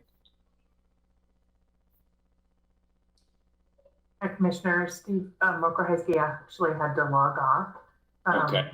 But you probably have Dan Hurley would be both Public Works, and then Patience joins him for Emergency Management. So those are your last two. So I think he's on the line. So I don't know what their schedules are. That's where we would want to make sure that staff is available. They've planned on today. And County Council's on our agenda today as well. Yes. I was just going to say, I could do, this is Steve Dingle, County Council. I could move mine. I think that would just about put you back on schedule. I think as Commissioner Trigger pointed out, you're about one presentation behind. So Mr. Dingle's proposing moving to Thursday. That should put us back on schedule. Mr. Hurley's online here. I think we can probably, we'll do time management on Mr. Hurley's presentations, and we'll be good to go. Okay, got a thumbs up there. Thank you, Mr. Dingle. We'll talk to you on Thursday. All right, anything to help? Okay. So real quick, are there 3 people who need to take a break right now, a bio break or anything else, or can we move forward?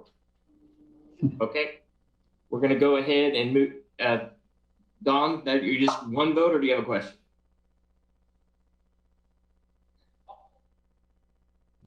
Okay. We'll move forward. Mr. Hurley, go ahead. Okay. Oh, sorry. And I can't get to what I need to here. There we go. Hopefully that you're seeing that right in presentation mode. There we go. Yes, thank you. Sorry about that. All right, so I know you're behind schedule. I'll try to talk fast and maybe you can get a break after the next presentation. I appreciate you continuing to roll with it. I know this has been a long marathon of presentations. We'll try to bring the energy of Public Works to carry you through to the end here.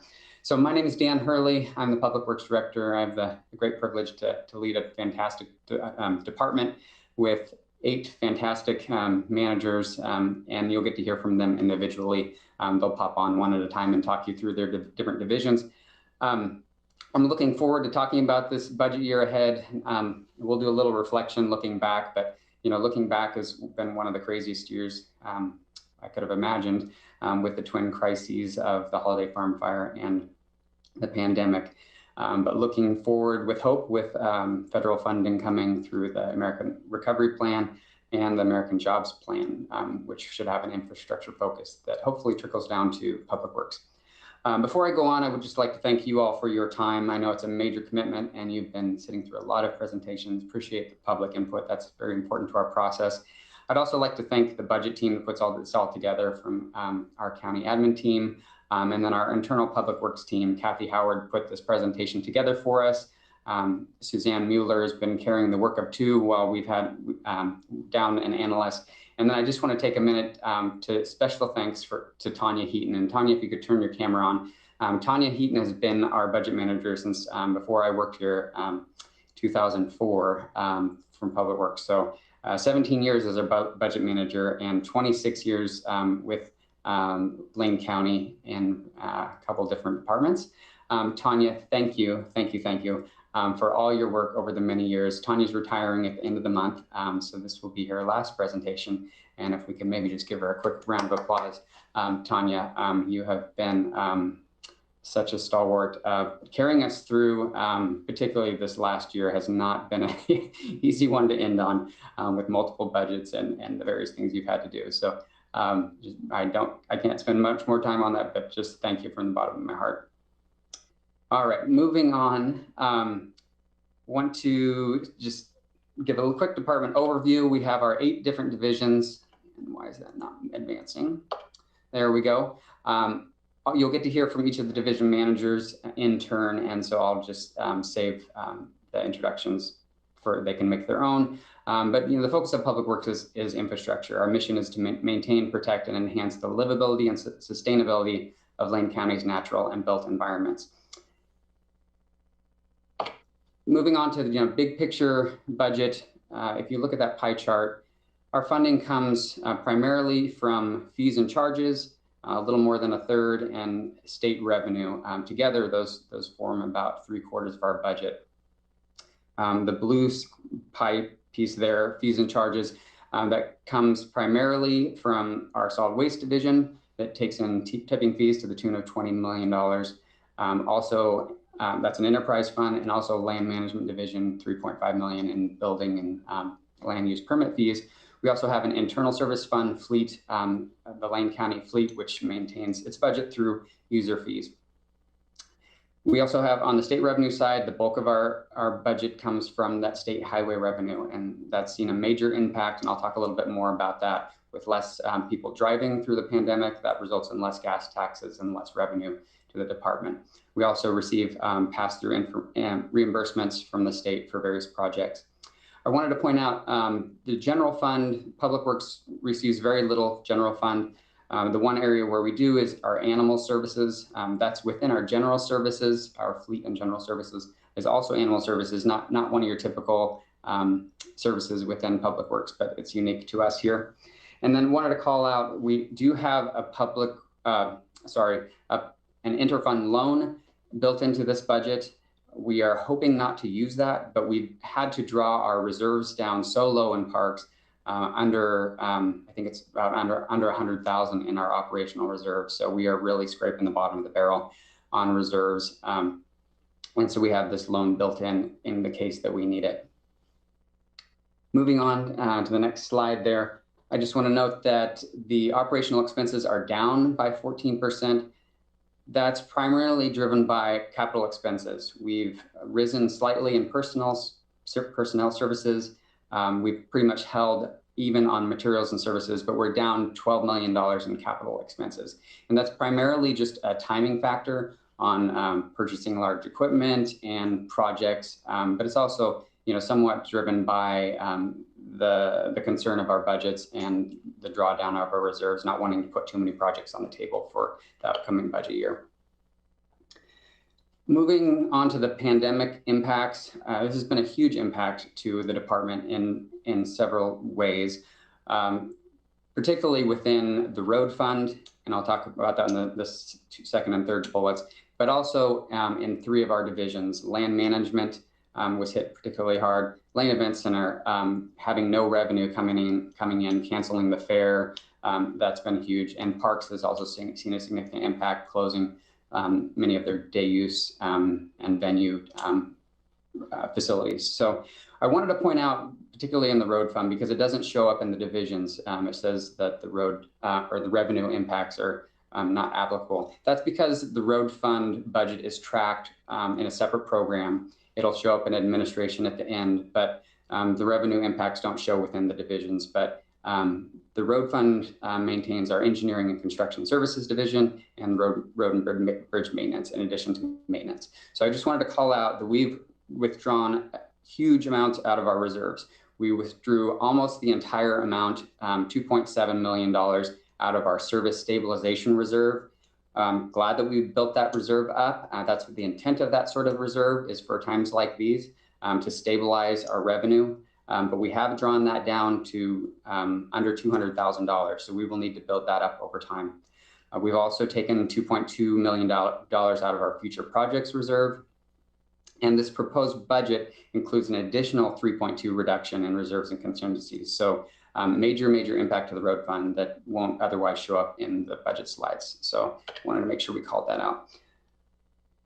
Of course, the other crisis we've been dealing with, which has impacted almost all of our divisions, is the Holiday Farm fire. Particularly with parks, we had several parks up at the McKenzie that were burned with facilities destroyed. And land management has seen an overwhelming amount of inquiries about issues of rebuilding, and we're about to see a huge flood of applications coming in for rebuilding of the over 1,000 structures that were destroyed during this fire. We are staffing up to meet that need, but it's been a major challenge and will continue to be in the coming budget year. Road maintenance had to respond to thousands of hazard trees. We'll continue to do that work. Engineering has been called in to help with impacts, secondary impacts such as damage to our Good Pasture Bridge, and looking at slide areas.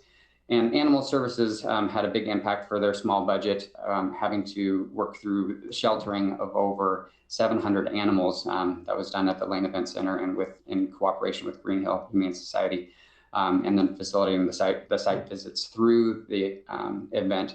Major impact to their budget, but we did receive state money to be reimbursed there, and Michael Johns will probably talk about that. On the capital improvement side of things, we have many more capital projects than this. Just wanted to highlight a few of them for you that are of particular interest.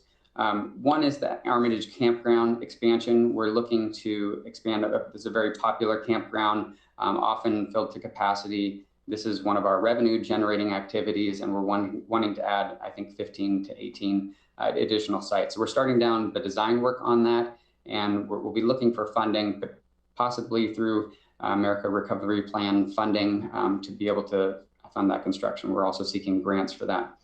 The other big project, a huge project for us over the next 2 years, it was so large we cut it into two pieces. We're building half of a landfill cell that we can put into use immediately because we're rapidly running out of space, particularly with the influx of debris from the Holiday Farm fire. So that's about $15 million project that's spread out over 2 construction seasons. And then just a sort of a standard project, but it's our actually highest dollar project in this budget year for engineering construction services, and that's the River Road overlay. It's a $2 million project in the upcoming budget year, and will be another $1 million after that. But it just highlights the important need of sustaining our most expensive asset across Lane County, which is our roads, through our pavement preservation projects. This is our Public Works team. Again, I'll save you the introductions. We were finally able to gather a few weeks ago out at Fern Ridge. It was great to have everybody together. It'd been more than a year since we've been able to gather and start doing our strategic work. We've just been managing the crises as they've come, but looking forward to getting more strategic in our work in the year ahead. That brings us to the strategic plan and our tie-in to that. I'll save you walking through all of these in the interest of time, but within the 4 buckets within the strategic plan, we have areas within that where we put a lot of effort. The first one is Safe Healthy County, trying to reduce injuries and fatalities on our county roads. We do that through a few different cross-departmental teams that focus on engineering, enforcement, education, things to reduce injuries on our roads. Vibrant communities, we have a few different things there that stem from our large plans, our climate action plan, our solid waste plan, our parks master plan, and we're trying to move all that work forward for our vibrant communities piece. I do want to call out that last bullet there on stormwater management. We've been having a series of conversations with the board about the rapidly rising expenses of our stormwater program due to a new permit. We're looking at millions of dollars that would otherwise come from the road fund. So we're trying to develop alternate funding sources for that, in particularly exploring the potential of a stormwater utility. So we'll have more conversations around that. Robust infrastructure. We're excited we're just in the planning phase for a bicycle master plan. And then just the last part, people and partnerships. We couldn't do this alone. We really depend on our partners regionally, our non-governmental organizations such as Ring and Friends of Beaufort Park, all help us do our work, and our advisory bodies such as you, and we have those within our divisions too to help guide our work. We do have 2 measures, performance measures that are tied to the strategic plan.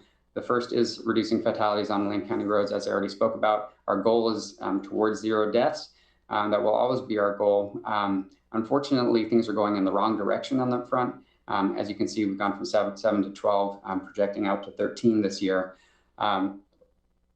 This has been, a higher year nationally for fatalities across the country, even though there are less drivers on the road. The pandemic seems to have led to more behaviors that have led to fatalities, unsafe driving practices. The other major measurement we have is we're gearing towards a 63% waste recovery goal by 2025, and we'll need to do some investments to get there, and we're working through a few different projects, which probably won't have time to get into, but there is a 2-year lag in this data, so we're anticipating to get to 55% for 21-22. And I've moved through that fast, but I want to make sure I have time for the rest of my division managers. I have an awesome team. You'll enjoy hearing from them. First up in the chute is land management, and Keir Miller will take it from here. Keir. Great, thank you, Dan, and good afternoon, members of the Budget Committee. So the Land Management Division, and Dan, if I could get you to move me to the next slide, if you could drive for me, that'd be great. So the Land Management Division, our mission is to protect and balance the built environment with the natural resources of Lane County, and to implement building regulations that protect and land use regulations that protect the public's health and safety and quality of life. We do this to support a strong and diverse and sustainable regional economy. Our division is made up of 4 primary program areas. We have land use planning, which consists of our current planning program as well as our comprehensive or long-range planning program. We have our building safety program. This includes our plans examiners, our inspectors, and of course our on-site sanitation program as well. Coordinated services is really our customer service arm of the Land Management Division. While all staff strive to provide excellent customer service, the Coordinated Services team is the group that is comprised primarily of our permit technicians, and it's really the forward-facing element of the division. And then we have code compliance. So major service changes that we've seen in the past year, obviously, as Dan mentioned, like most other divisions in public works and departments in the county, we saw just an incredible impact in our customer service model and change due to COVID-19. Our customer service center was closed for the entire budget year and continues to be closed.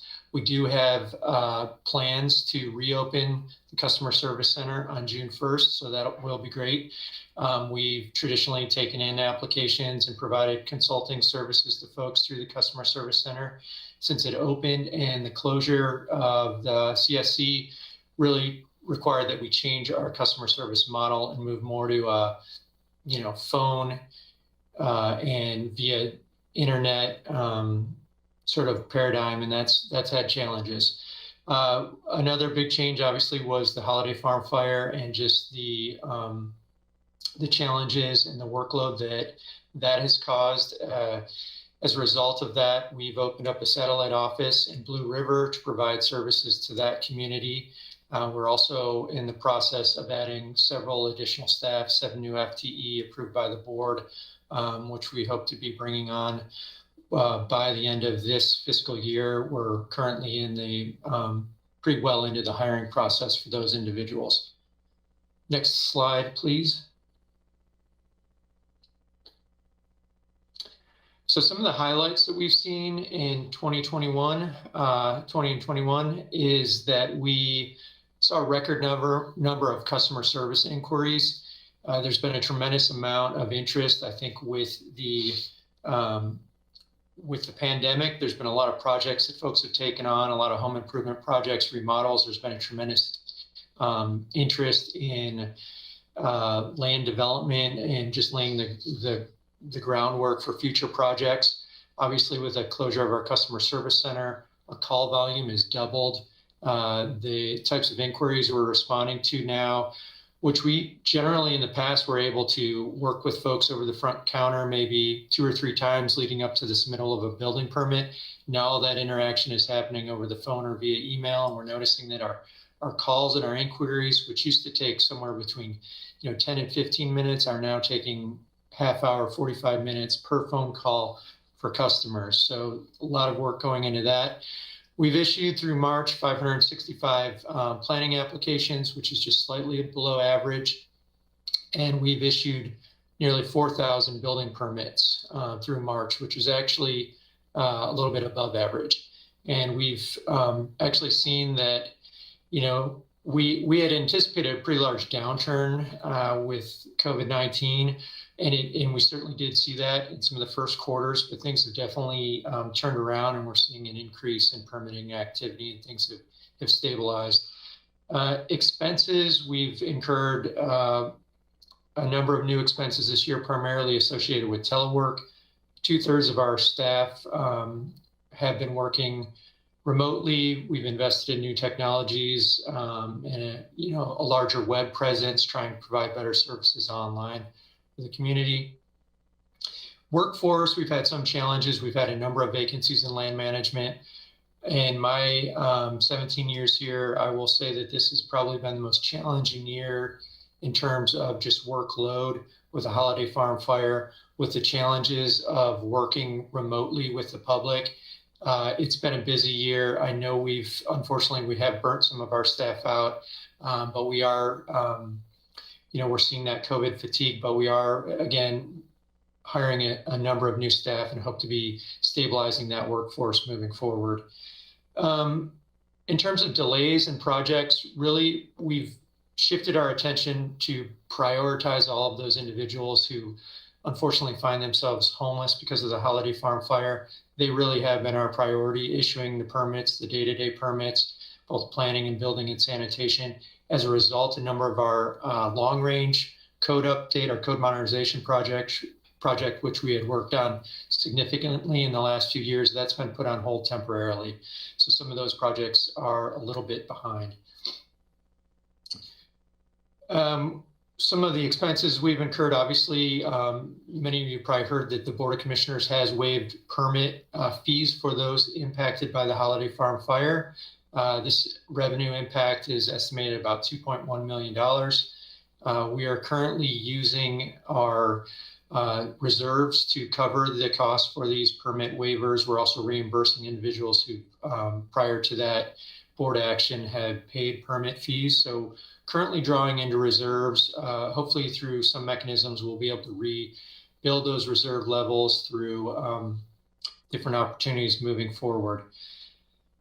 So again, bringing additional staff on board, we do estimate that those costs that are going to be somewhere in the realm of an additional $660,000 in the next fiscal year to bring on those additional 7 FTE.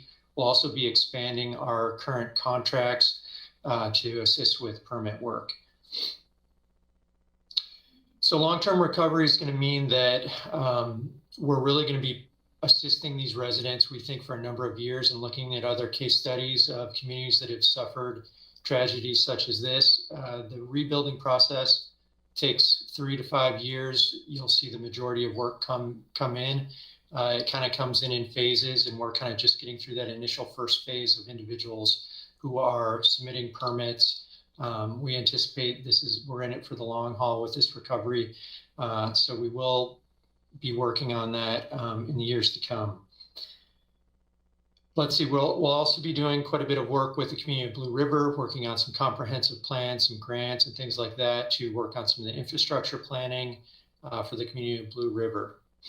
Next slide, please. So future challenges, again, just assisting the residents up to McKenzie, rebuilding some of our reserves that we're currently tapping into.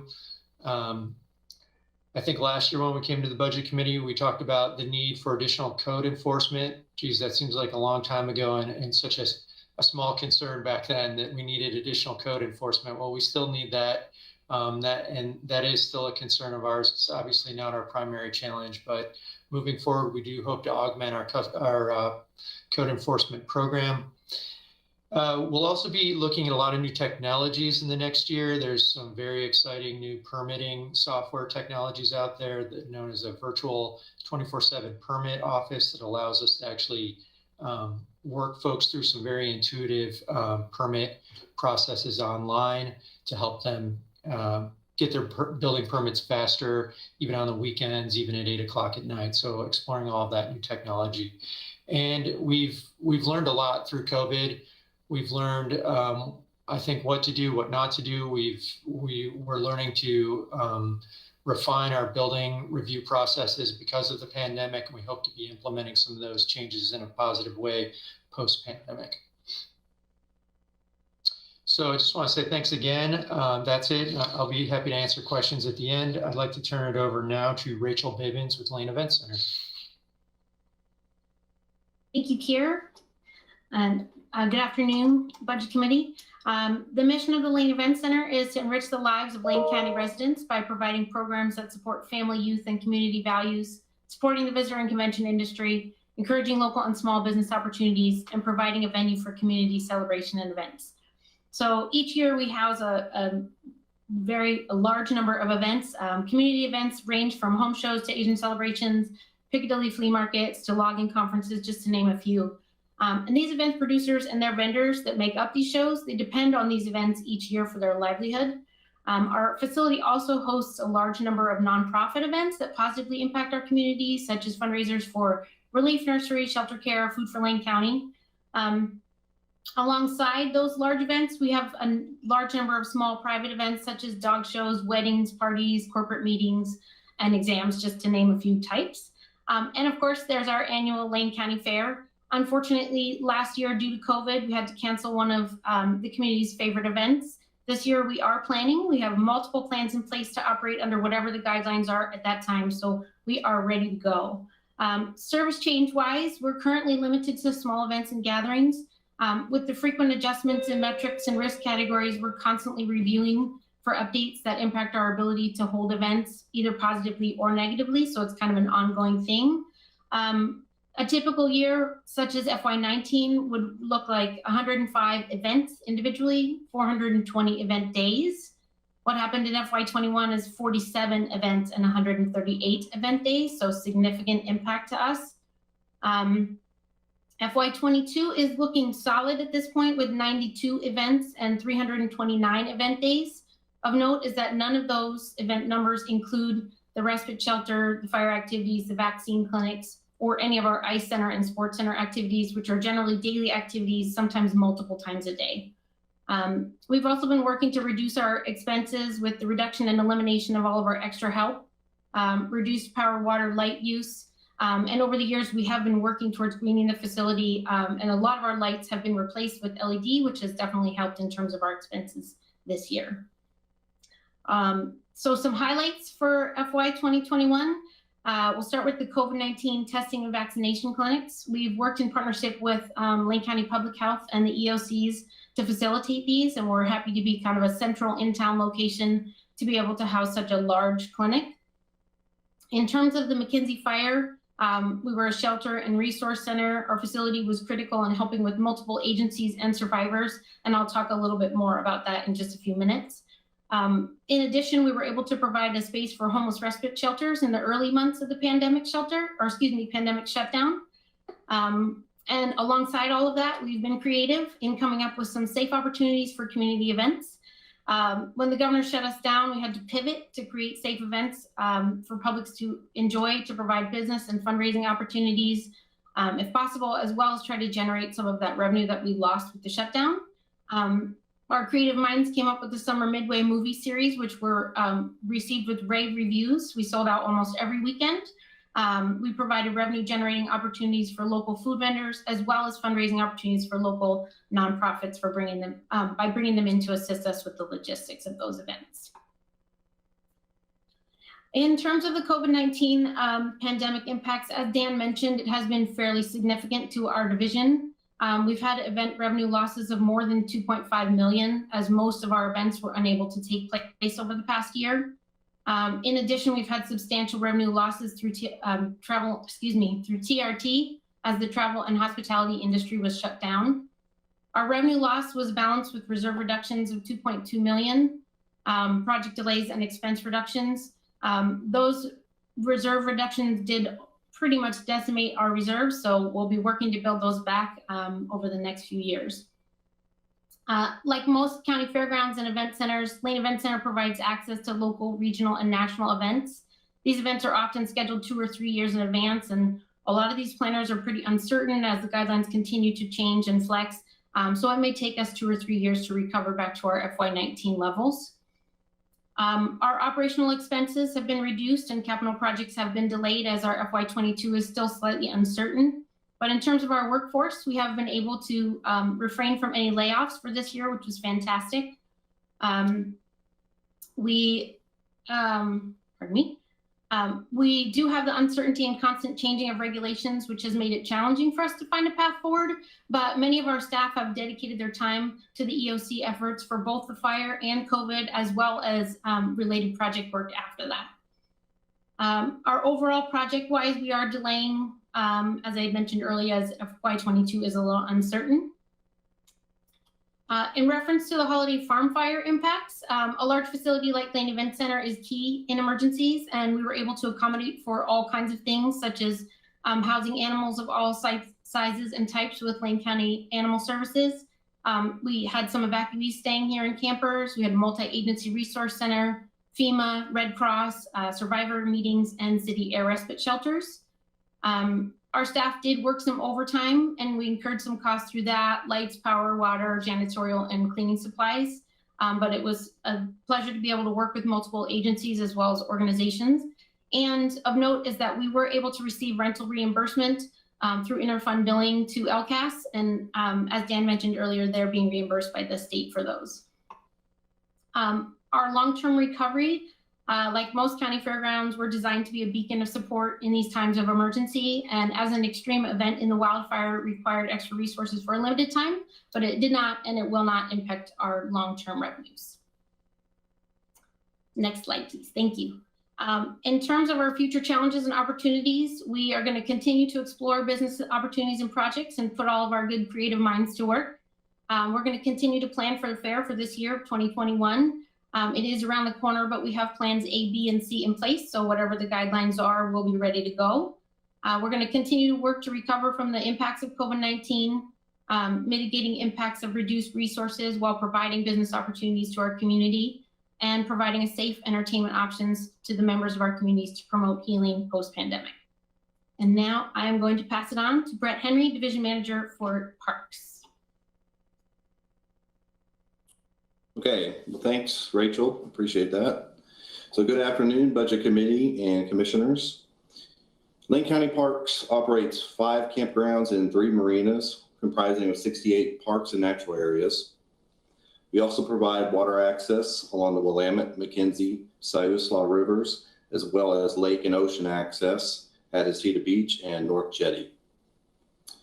Looking at our service changes, we currently have 5 employees that are working remotely, and 3 parks are temporarily closed due to hazardous debris from the Holiday Farm fire.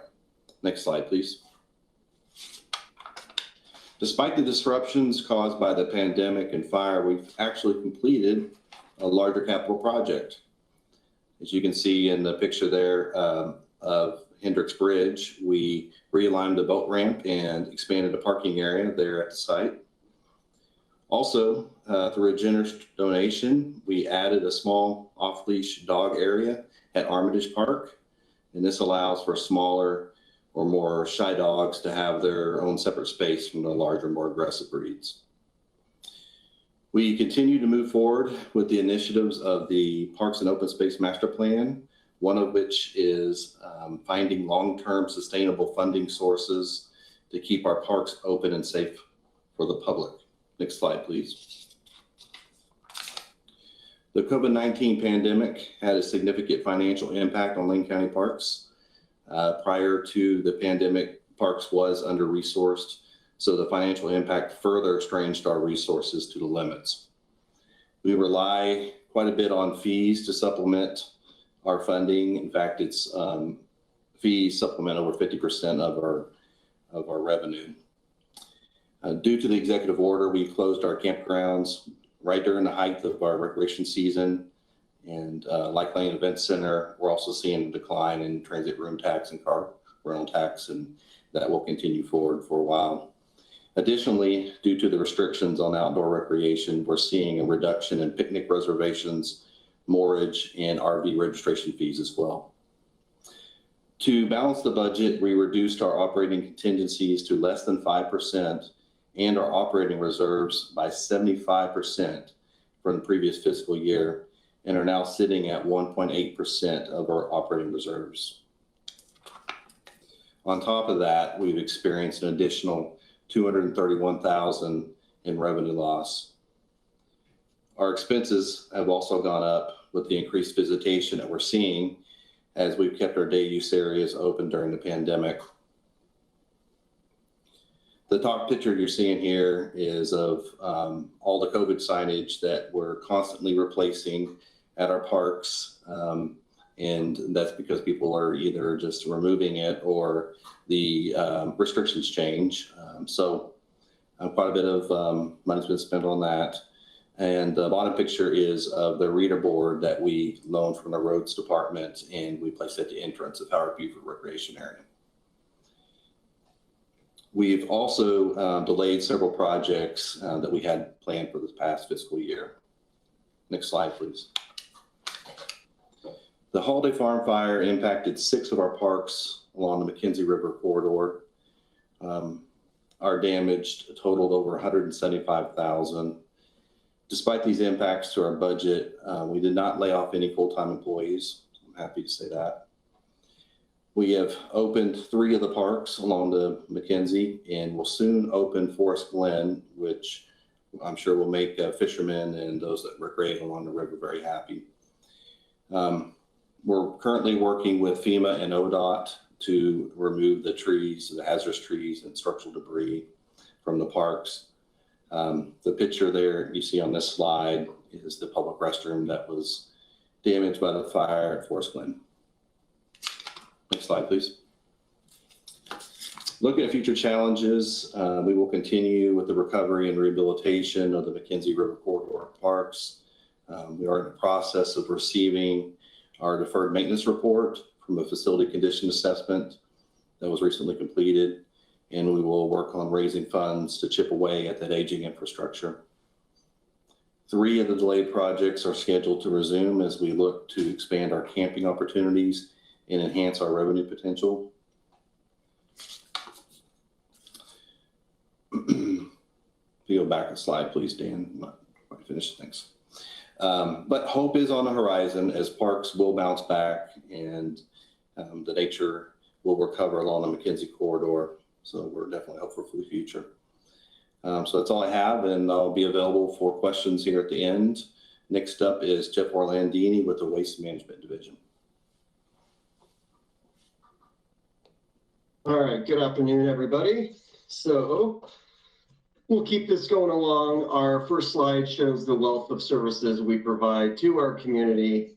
We're really proud of everything we're able to do. Next slide. We'll get through this pretty quick. These are some of the big highlights. Dan talked about our recovery rate, and our early numbers are showing that we're just above 55%. Those aren't official yet, but we feel pretty confident that's where we'll be. So we're on our way to 63, but we only have about 4 or 5 calendar years to get there. So we definitely need to do something big to get there, but we are on the right trajectory with that. Our waste tonnage is about in line with what it's been the last few years. So we've seen that kind of even back off here in the last 6 or so months, even with the pandemic. And we're proud to say that, we maintained all of our operations during the pandemic here. Only time we had to close any sites was due to the fire. Next one, Dan. So this is a pretty positive slide for us. Like I said, we haven't seen a revenue loss, even when we take out the fire debris revenue that we've seen this current year. We're still on track with our budgeted revenue. So while we're still seeing a slight decrease in our commercial waste numbers, we have had some of these one-off soil jobs and cleanup things, not fire related, that have helped us to maintain our budget numbers. And then the other thing that's kind of strained us has just been in the workforce. We've just seen a tremendous increase. I mean, it started literally the day after the first shutdown, the lockdown for the pandemic. Our numbers at our transfer stations have been at summer levels since a year ago, March. So that's strained our operations and being able to keep up with our permit requirements to haul waste from our vast array of transfer stations. But we've been able to keep up with it. And then Dan, for the Holiday Farm fire impacts, like I said, we have been taking all of the fire debris. We've been very excited to say that we put a tonnage limit, because we were worried about our current landfill cell maybe filling up too quickly, and then we wouldn't have anywhere to place the garbage before we had our new cell built. But luckily it started off pretty slow, and even though it's been pretty heavy numbers, we've been able to keep up with it, and we haven't had to send any garbage outside of Lane County, which really would be a big impact, probably just from the ability for those trucks to make a longer haul, not be able to turn around so quick, get back up to that corridor to do the cleanup, as well as some climate impacts. And so we're excited about that. Dan, can we go to the Holiday Farm Fire slide? Again, in terms of operations for the Holiday Farm Fire, we did have to close VITA until the fire was put out. It was safe for us to open it, but it was unharmed, although you couldn't get any closer to it than that fire did. We were able to keep Mackenzie Bridge open, although pretty limited because, you know, we had quite a haul to get to not go through that corridor to get to it. So we were happy to be able to kind of work with that community to keep that site open for folks that remained in that area. In terms of our long-term recovery, like I said, we've been able to take all of the debris. They think that'll be about another month at the numbers we're seeing now, and then it'll start falling off. So, and we also intend to keep that fire debris money. We're trying to track that very closely so that we could use that to build the second phase of our next landfill cell, because you know, we will be needing to go into that pretty quick. And those landfill cells are pretty expensive to build. And so that'll be the next thing that you'll see after this year, will be an emphasis on putting aside reserves to build those future cells as we need, so that we don't have to take out loans for those.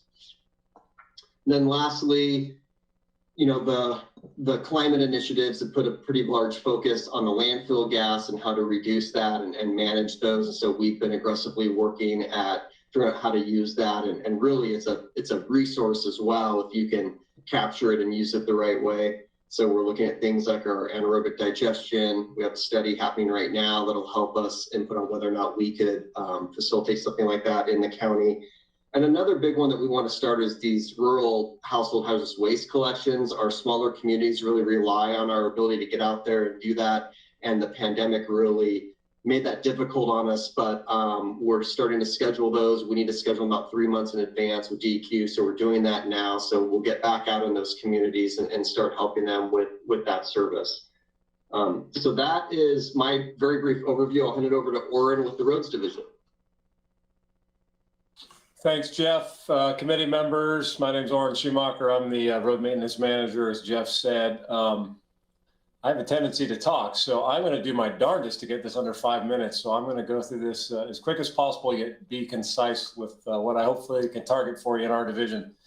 So this front slide is really just kind of paints a picture for those who don't know what we do. Pavement preservation is the backbone of our program here at Lane County of over 1,400 miles of county roads. The other big item to call out there is our bridge maintenance program. We have over 420 bridge structures in the county, which is rather robust. So something that we always keep an eye on. Did want to focus on service changes. Many commissioners know, and budget committee members are probably aware that Territorial Highway is transferring to Lane County over 3 phases. We inherited the first part in 2020, and we are getting the next section, which is Veneta, north of the Lynn County line in 22. So starting next year, we'll be inheriting all of that additional maintenance and responsibility for Territorial. And then the other thing of note there is agency support. We do maintain a vast network of intergovernmental agreements with our local cities and unincorporated areas. And we're starting to look at how we can continue to support those efforts and agreements in future years. Dan, you want to go to the next slide?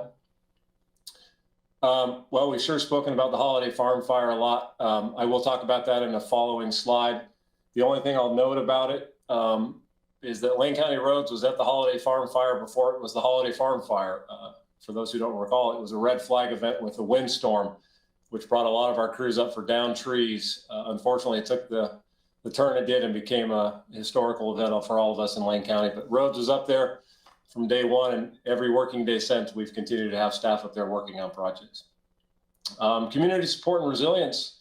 Roads was asked to do a lot of things beyond roads this year, and we're very proud of that. We worked on everything from pandemic support, community response efforts, unhoused commitments to setting up camps and working with those communities. So it's been quite a year for us and learning a lot of new skills and trades in supporting Lane County.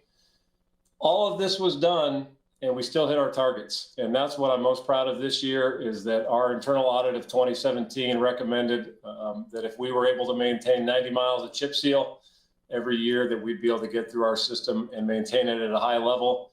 And even under all of these circumstances, our crews hit their targets. So very proud of that team.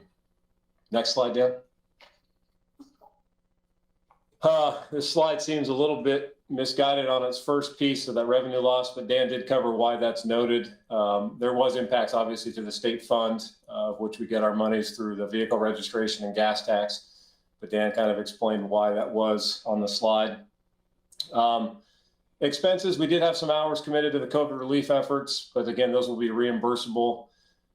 Some of the they are financial, but some of the bigger impacts we faced this year were things that seemed very non-monetary. But one of the things we've noted this last year was we did have a really increased spike in our minor accidents and injuries. And when I get a chance to meet with our crew and our staff, what you find is that it really was a COVID impact. This was stuff that left them scrambling to keep their families afloat. Some of our community members had their spouses or themselves leave the county to ensure that they could find other jobs that were keeping them, going forward financially in this time period. So we did see an increase in those accidents, and it's something we're keeping an eye on, but it does carry financial tag, but it was more of a personal impact to us. The other thing we're noting right now is recruitment and retention impacts on the division. Obviously, it's broader than just road maintenance. An example of this would be that we usually hire between 32 and 40 what we call 520 employees, our seasonal staff. We did our first round of interviews last week. We had 5 applicants. That is a huge impact to us, and we're trying to work and be proactive on how we can further recruit and get our seasonal staff here for our construction season coming up this summer. So again, that's kind of where you'll see the last bullet there on delays of other projects and plans is really based on currently how we're going to recruit and retain some of our future and seasonal staff moving forward. Next slide. So holiday farm fire impacts. You see that number there, 565,000 in damages through FEMA. What I want to note is that our past events, our winter snowmageddon and ice-mageddon that have only been a few years behind us, exceeded well over $1 million. So Lane County's road system fared actually rather well in the holiday farm fire. Not to say that's a small number, but compared to other ice and snow events, that is small for us. The ongoing efforts that we're going to see is the repairs and damages that were, all of our sign inventory was obviously highly damaged. Our guardrail systems and poles were burnt and damaged. We do have some covered bridge project repairs up in that area of the holiday farm fire for our Good Pasture covered bridge. But all in all, it was a community crisis, but our road system actually remained fairly intact. So just wanted to note that for the commissioners and the committee. It does talk about our workforce and workload efforts there, detailing some hours that we've had responding to the fire and also hours cleaning up debris. What I will note is that this is going to go on for years to come.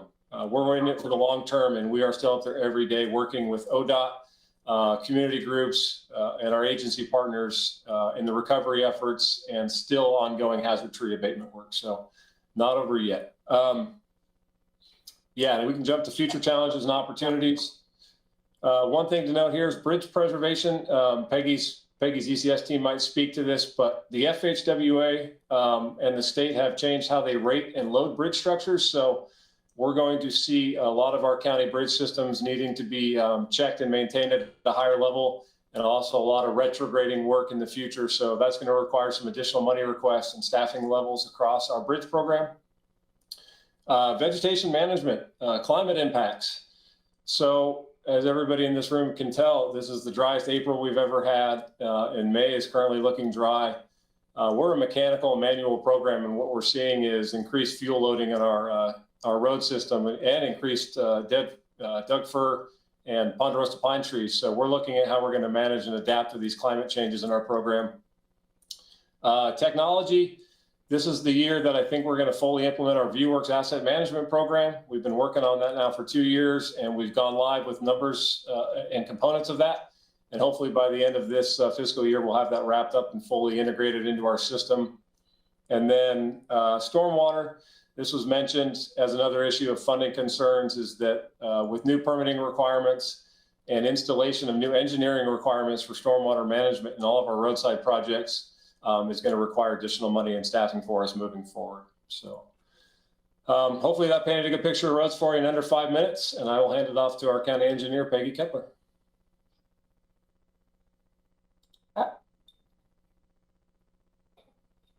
Thank you, Warren, and good afternoon, Budget Committee. So the Engineering and Construction Services has 50 employees, and we spend most of our time protecting and enhancing the livability and sustainability of Lane County's natural and built environment. We do that by providing a high quality of comprehensive engineering and construction planning, design, and contract management services for public works, but also throughout the county when we can be of service. We have 5 different work groups that we are housed in, which is our admin services. We have design and environmental services, which are always working on anywhere from 1 to 3 years worth of projects that they are designing and preparing for construction. We also have environmental services that is gathering permit requirements for our projects and also for the NPDES permit.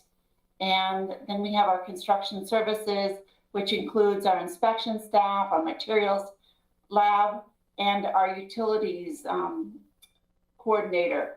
We had 10 different projects last year that were under construction. Some of those were through the Parks Department division, and also the ones that we work on our roads. The 10 projects that we have included everything from safety improvements to pavement restoration. We also have our traffic engineering services, which includes transportation planning, permits, and traffic operations. We have a very small traffic operations group, but we do have 24 traffic signals in Lane County's jurisdiction. We also have a number of pedestrian signals that are required now for the ADA compliance standards. And then we have our transportation planning group, which review all of the land use management applications that come through. And they are also looking at our road network and looking for funding opportunities so that we can enhance the system. We have a survey services, which includes subdivisions, looking at all new plats coming in to Lane County. And then we have our construction surveys, who work with our construction staff to ensure that the designed construction is staked properly and constructed at the end. We have also a right-of-way group that acquires different properties and temporary construction easements for us. Our highlights of 2021 included the big project, which was Territorial Highway, the slide repair. We have gone in now and placed the walls and are now in the process of actually doing the realignment of Stony Point. This project is going to take and last the next 3 to 5 years. It is 5 miles of road widening, some stormwater infrastructure that needs to go in, and it is keeping us very busy.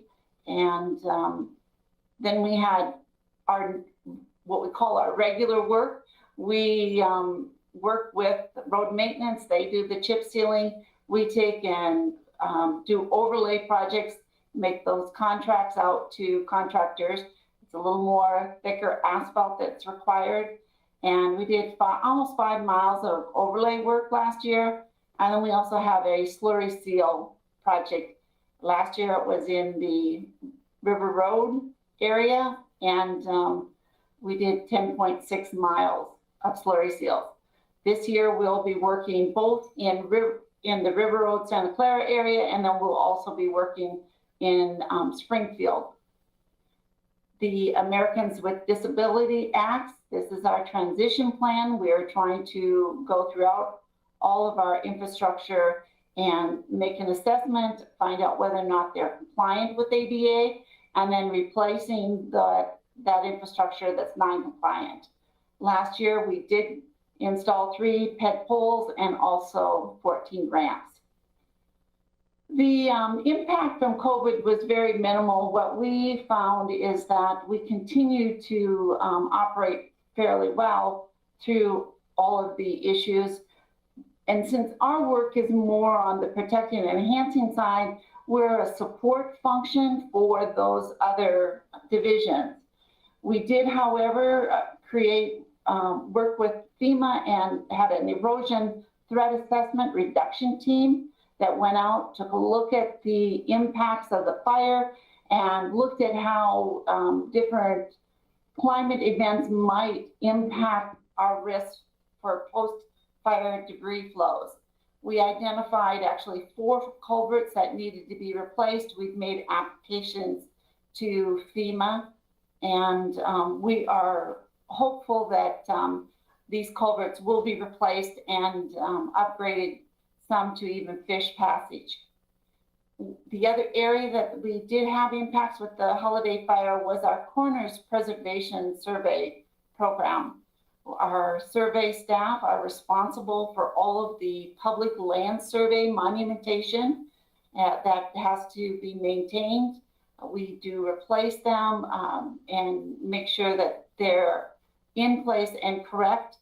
So we have surveyors that are assessing that work, and they are doing that work with 1 additional staff.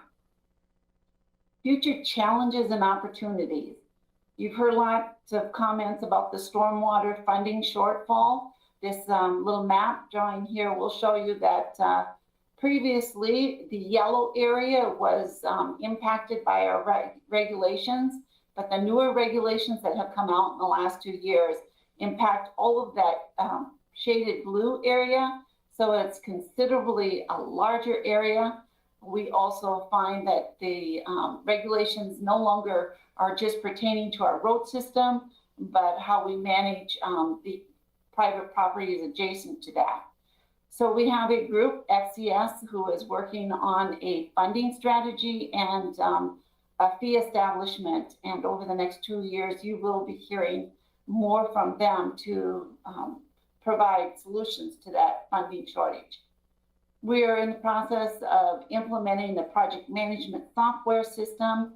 And one of the things that we have found is that there are many needs to take and change how we do our work. We need to take and become more aware of the increasing availability of different technologies that allow us to do our work in a more efficient manner.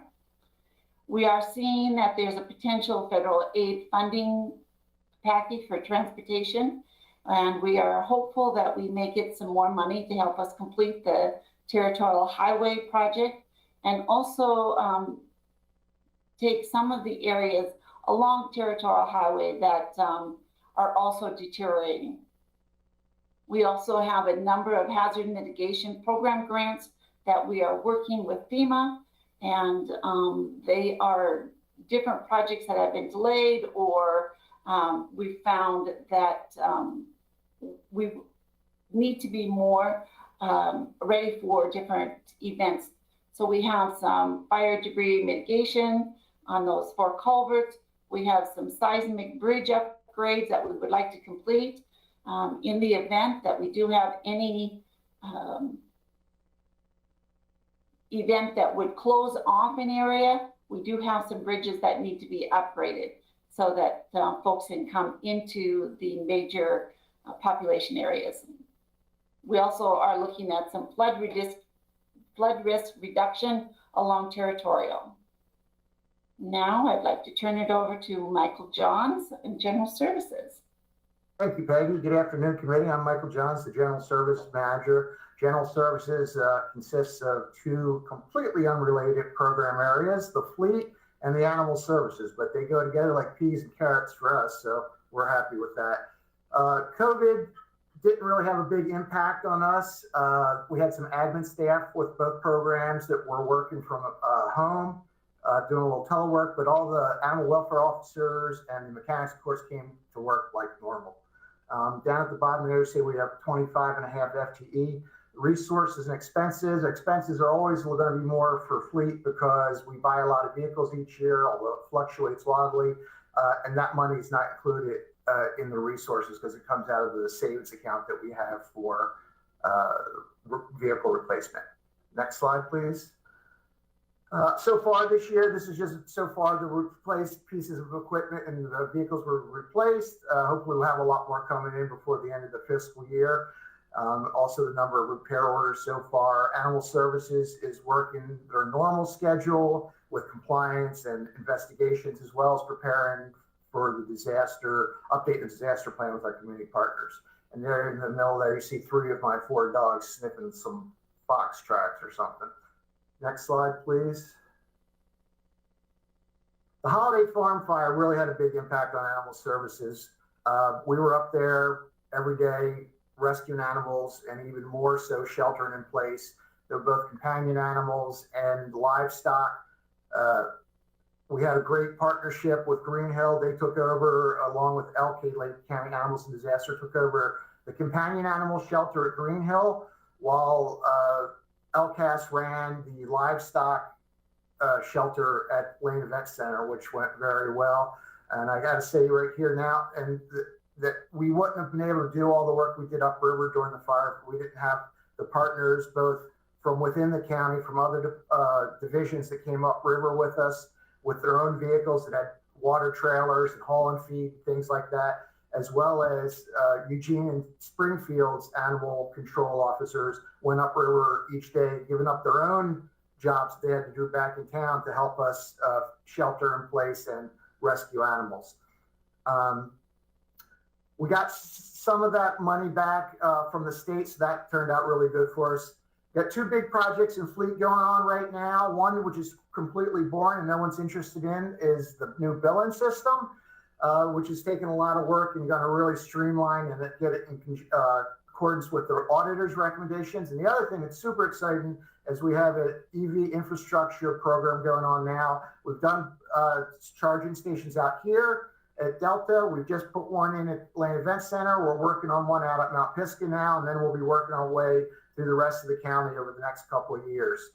And the other thing that I mentioned a little bit earlier is we're working hard now updating the animal disaster plan with all our community partners, Green Hill and others.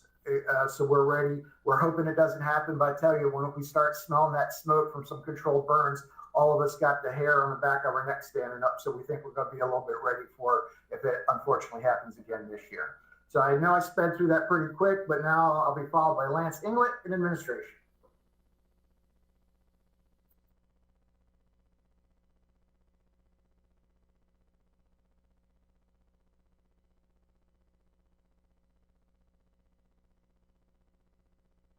You're on mute, Lance.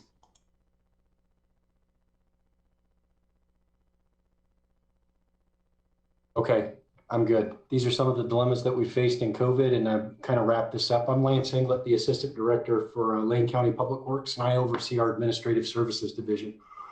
You can see our mission above, but in short, we're an internal service and provide a bridge between the county and the department in their execution of the overall mission. You'll see some numbers below and resources. As Dan discussed at the beginning, that includes department-wide funds and not related to the division. And our operations are funded through the road fund. Next slide. 2021 has been a challenging year. However, as a division, we continue to provide valuable administrative support. The $36.7 million you see on the left is one metric that highlights a portion of the support in terms of transactions and business that was conducted on behalf of the department internally. In addition, where possible, we were able to transition eligible positions and maintain support under the COVID protocols. Next slide. As has already been stated, Admin Services is funded through the road fund. Impacts to other road fund divisions also has an equal impact on Admin Services since we have that funding. We experienced some additional costs during the telework transition, but we were able to balance those increases with money previously allocated for outside travel and training that got canceled under the current COVID protocols. We determined that we could provide an adequate level of support with 75% of staff teleworking, though these COVID protocols sometimes increase timelines and reduce the ability to support non-priority projects or plans. Next slide. When it comes to future challenges and opportunities, it goes without saying that this has been a challenging year, and it will take some time to recover as most or all of our employees return to the workplace. However, we may also find that telework, when operationally appropriate, may positively affect our recruitment and retention of employees throughout the division and the department, and thus supporting the higher goal as an employer of choice. Finally, we anticipate continued challenges as the budget impacts unfold, but remain optimistic about the future. And I would like to thank the division members that support behind the scenes. We don't often get to see them, but a lot of work went into this. Thank you for allowing me an opportunity to talk a little about the amazing work of these great individuals. And you've already heard about the team. And with that, I'll turn it back over to our department director, Dan. All right. Thank you, Lance, and thank you, team. So that's a lot to cover with all the different things that happen at Public Works. Sorry we've had to rush through this and still didn't make it with time to give you a lot of time for questions here without bleeding into emergency management. So we'll happily field any questions you might have now, or you can email your questions and we'll be quick to respond. Excellent. So for the committee, if you have extensive questions, I recommend that you follow up with and get those handled in writing to the entire committee back. And are there any questions really quick and short and to the point here for Public Works? Yes, Commissioner Trigger. Thank you, Chair. I just have a quick question for Brett Henry, and we'll have more time. We have a walk and talk out at Armitage tomorrow, which I'm looking forward to. But perhaps I missed it. Can you just tell me the state revenues number, which is down over $500,000, where that came from, whether that's money that will come back? Can you share that? And then I have a couple other questions that I can just ask you about tomorrow. Yeah, I think you're referring to the RV registration fees. Oh, yeah. So that is connected to what I was going to ask you. My understanding was that RV registration fees come to county parks, and my understanding is that's one of the few industries that COVID's been really good to, that RV sales have been up. So I'm wondering why that's. Yeah, I think it's because they made an adjustment to that figure. And so, yeah, you would think that, we're selling more RVs and, more people are camping, but they had made that adjustment. And so we did see a decline in those RV registration fees. So you're saying that's money we sort of should have received, but the state recognized it was an opportunity for some more revenue to go, and so diverted some of that away from what normally would have gone to fund county campgrounds. Correct. Thank you. Any other brief questions? Okay. Thank you, Mr. Hurley and crew. We'll move right forward into emergency management, please. Hey everybody, I'm Patience Winningham, the County Emergency Manager. It will be, somebody magically brought up my slide deck, so thank you very much. Mysterious somebody. Dan, is that you facilitating the slide deck? Okay, so I guess we'll get started. So next slide, mysterious person. So thank you all, commissioners and budget committee members, for going the distance. The group has done a phenomenal job in getting me on deck at least by 4:44, so we're only 4 minutes behind. You'll see here on the first slide, this is really our mission statement here in emergency management. And our key goals here in emergency management are really about our emergency response. Recently has been revolving around pandemic and wildfire, but clearly it's an all hazards approach here. And that's really my perspective. We focus a lot on updating our plan. So I've been working really hard with my team here in emergency management, updating our emergency operations plan. We did last year complete the community wildfire protection plan. And what's not listed there is the natural hazard mitigation plan, which is current, and we're using that to leverage grant funding opportunities. Again, still focusing on building partnerships and relationships within our community and coordinating all those relationships. A huge focus on preparedness, both within the organization, but with our community partners and our community members as a whole. Our program is a 3.5 FTE currently, and you'll see our resources and our expenses outlined there. Next slide, please.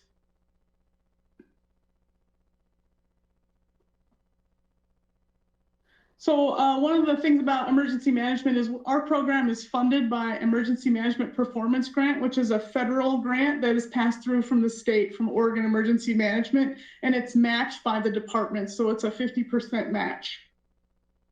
Next slide. Again, 3.5 FTE, I share a half-time position with Public Works Administration. And then there's you'll see that one of the FTEs is the long-term recovery manager, which is a limited duration position that started in January. And then the materials and supplies or materials and services makes up the rest of our budget. Next slide. So there were no real revenue impacts to our department. There were no real expenses impacts to our department, but a lot of our focus was supporting the COVID EOC. We were there in March of 2020, and we went the distance for some time. Eli Davis has actually been a part of the COVID EOC up until recently, when he started to come back to emergency management and focus on some of our emergency operations plan updates. And if you recall, our basic plan will be due for an update this fall. We also have a little line item for extra help, and we utilize that position to also support in the COVID EOC in the school plan review effort that needed to get done in short order last fall. The impacts on our program overall for COVID was really on our ability to get our emergency operations plan components updated. I'd had a pretty robust plan to get that done and in place. However, a few pieces have fallen down the list, and we're continuing to push forward to the best of our ability. We also had some significant training and exercise on deck this year, but unfortunately, because of COVID and the holiday farm fire, we had to push some of those down a little bit, and we're starting to realign and prepare for next year. Next slide. The holiday farm fire, again, we pretty much had a lot of staff and resources in the EOC. You'll see there I called out specifically our activation of the EOC was for 36 days. We had over 209 staff supporting the effort and 88 partner agencies that were both at the ICP, but also at the EOC, the Incident Command Post, and the Emergency Operations Center. I apologize, some new folks in the room might not know my language. The expenses that you will see for the holiday farm fire are a line item for the emergency management budget, and we're working on seeking reimbursement from FEMA under the public assistance reimbursement process. We anticipate seeing most of those dollars come back to us. However, that will be in next year's budget. And then the long-term recovery manager position is a 1.0 limited duration FTE position. Next slide. So this last year, emergency management did move successfully. The Board of Commissioners had set aside some dollars to build out an EOC, but also office space for emergency management program staff. And we did move last June into our new office space. We have, again, 2.5 FTE, and then the one limited duration position that's, I believe, a 2-year position. And we continue to support the COVID-19 and the holiday farm recovery efforts, and we will continue to do so over the course of the next year to 2 years. Continuing to, again, do our emergency planning and training for the organization, but across Lane County with our partner agencies as well. Next slide. So service changes, I think I spoke to much of this already. The one FTE limited duration position will be funded 100% with the state grant, the Municipal Wildfire Assistance Program, through June of 2022. And then we can revisit at that time. A lot of that work was due to Austin Ramirez, an economic recovery manager. Real world responses to COVID-19 and holiday farm fire supplanted previous goals. Again, it slowed us down on being able to continue to make forward motion in our preparedness efforts. It's important to note for the commissioners that we had a lot of department directors and their staff in the EOC and supporting us in our response efforts. For those 36 days, we had over 50% of leadership helping us fill roles in the EOC to get the job done and manage our response. We did include in this budget this year an additional $100,000 to secure a consultant that could spearhead grants and funding opportunities. With the mitigation plan comes hazard mitigations assistance funding, and it's a 75%, 25% match opportunity, and the state was given somewhere around $400 million in funding, and now the real work begins in leveraging those resources by putting together grant applications, and by having a consultant on board, we can get some of that work done pretty quickly with some additional staff support. Next slide. Some highlights, again, coordinated the effort, really the wildfire and COVID, nothing new there. My role began here in February of 19 at the county, and I really had the opportunity to build an EOC and an ICS format from the ground up, build that capability for Lane County, and we continue to do that. We've had 3 federal disasters since I came on board here, and I think we're making huge strides in our preparedness as an organization and our operational readiness. Next slide. Future challenges, leveraging COVID-19 and holiday farm fire EOC experiences to prepare us for future events. I think, again, we're getting there. We're starting to make huge strides with our staff and our planning. Recovery efforts will be long-term. That'll be a challenge for us. And anticipating what Olympic trials could bring this year and then next year. And then next summer, we'll also be anticipating and supporting a Cascadia Rising Take 2 exercise. It's a FEMA Region 10 exercise. The long-term recovery efforts may exceed our limited durations timeline, and that's something to keep an eye on. We may consider coming back to suggest or see if we could find a way to make that long-term. Next slide. Our performance measures, I spoke earlier, emergency management is funded by that EMPG grant, Emergency Management Performance Grant, and it really comes with its own work plan. So it gives us our benchmarks that we need to meet at the state and federal level, and that includes our emergency operations plan update, our natural hazard mitigation plan update, training and exercise requirements that we have to meet as an emergency management program, but also as an organization. And it's my responsibility to make sure we stay on track with that every fiscal year. And that includes developing and training and practicing. Thank you. If there are any questions. Again, very important area. We could ask for, get some written questions to longer things. Anything short and brief to be asked? Okay, well, let's just hope we can reduce the cadence of disasters and get back to a little bit of normality. But thank you for all of it, and let's get prepared for the next one. Okay. Moving forward into committee business, we've asked, obviously we've asked as a committee that Ms. Moody do some work for the next meeting. We're going to move county council, will be on the agenda for next meeting. And then there's also going to be a section added to that meeting for budget committee purpose and process. And I got a note from Ms. Moody that she'll produce a short presentation that will give us the legal requirements for the committee, and we will allocate the time needed for the committee to discuss and get the right path forward. And is there anything else that somebody wants to comment about the Thursday meeting? Okay. And any other comments from the committee or anything else? Commissioner Farr. Thank you, Chair Vogel. I've been told this is the time to make this announcement. We have an executive session of the Board of County Commissioners tomorrow. I mistakenly stated during our regular session that I have a potential conflict of interest tomorrow. I do not have a potential conflict of interest tomorrow. Thank you, Chair. Very good. Any other committee business? Okay. Seeing none, we'll adjourn the meeting. Thank you, everybody.